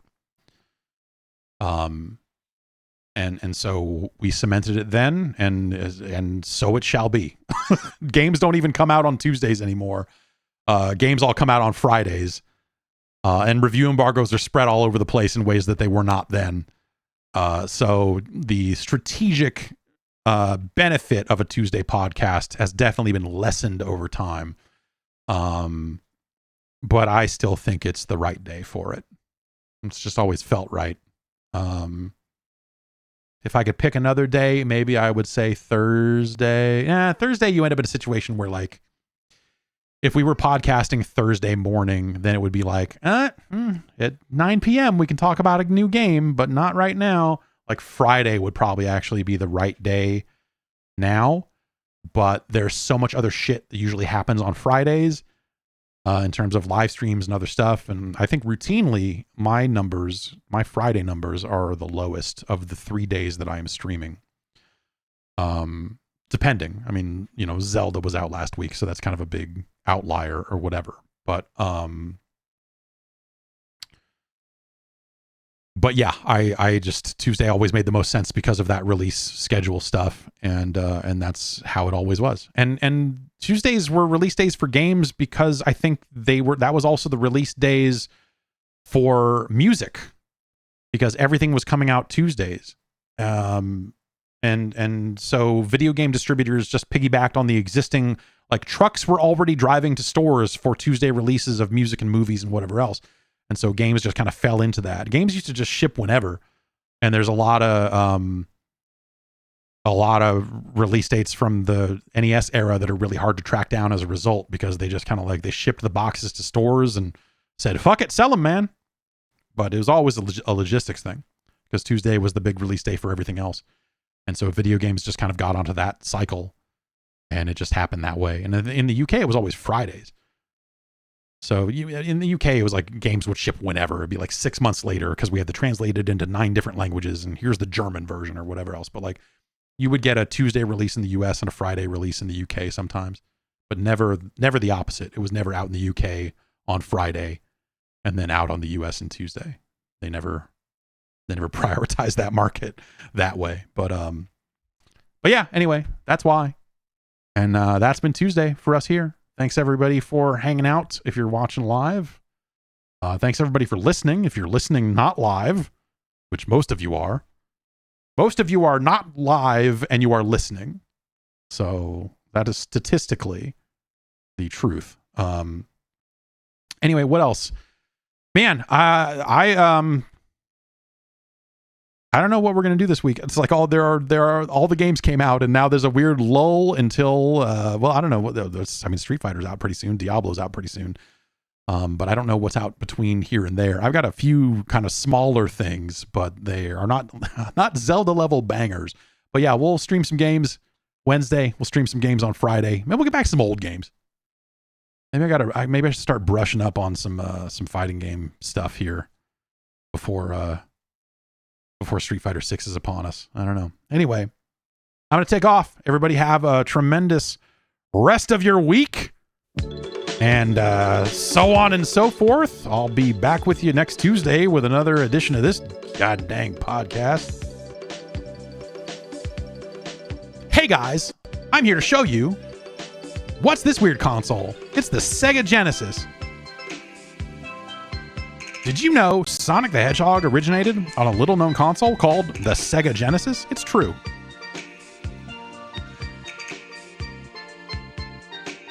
Here's a tip. Did you know in Super Mario Brothers, if you hold down the A button and press start at the title screen, you can continue from the world you were in last. Like and follow for more. It's going to be the death of me. It's going to be the death of me. It's not that it makes me feel old.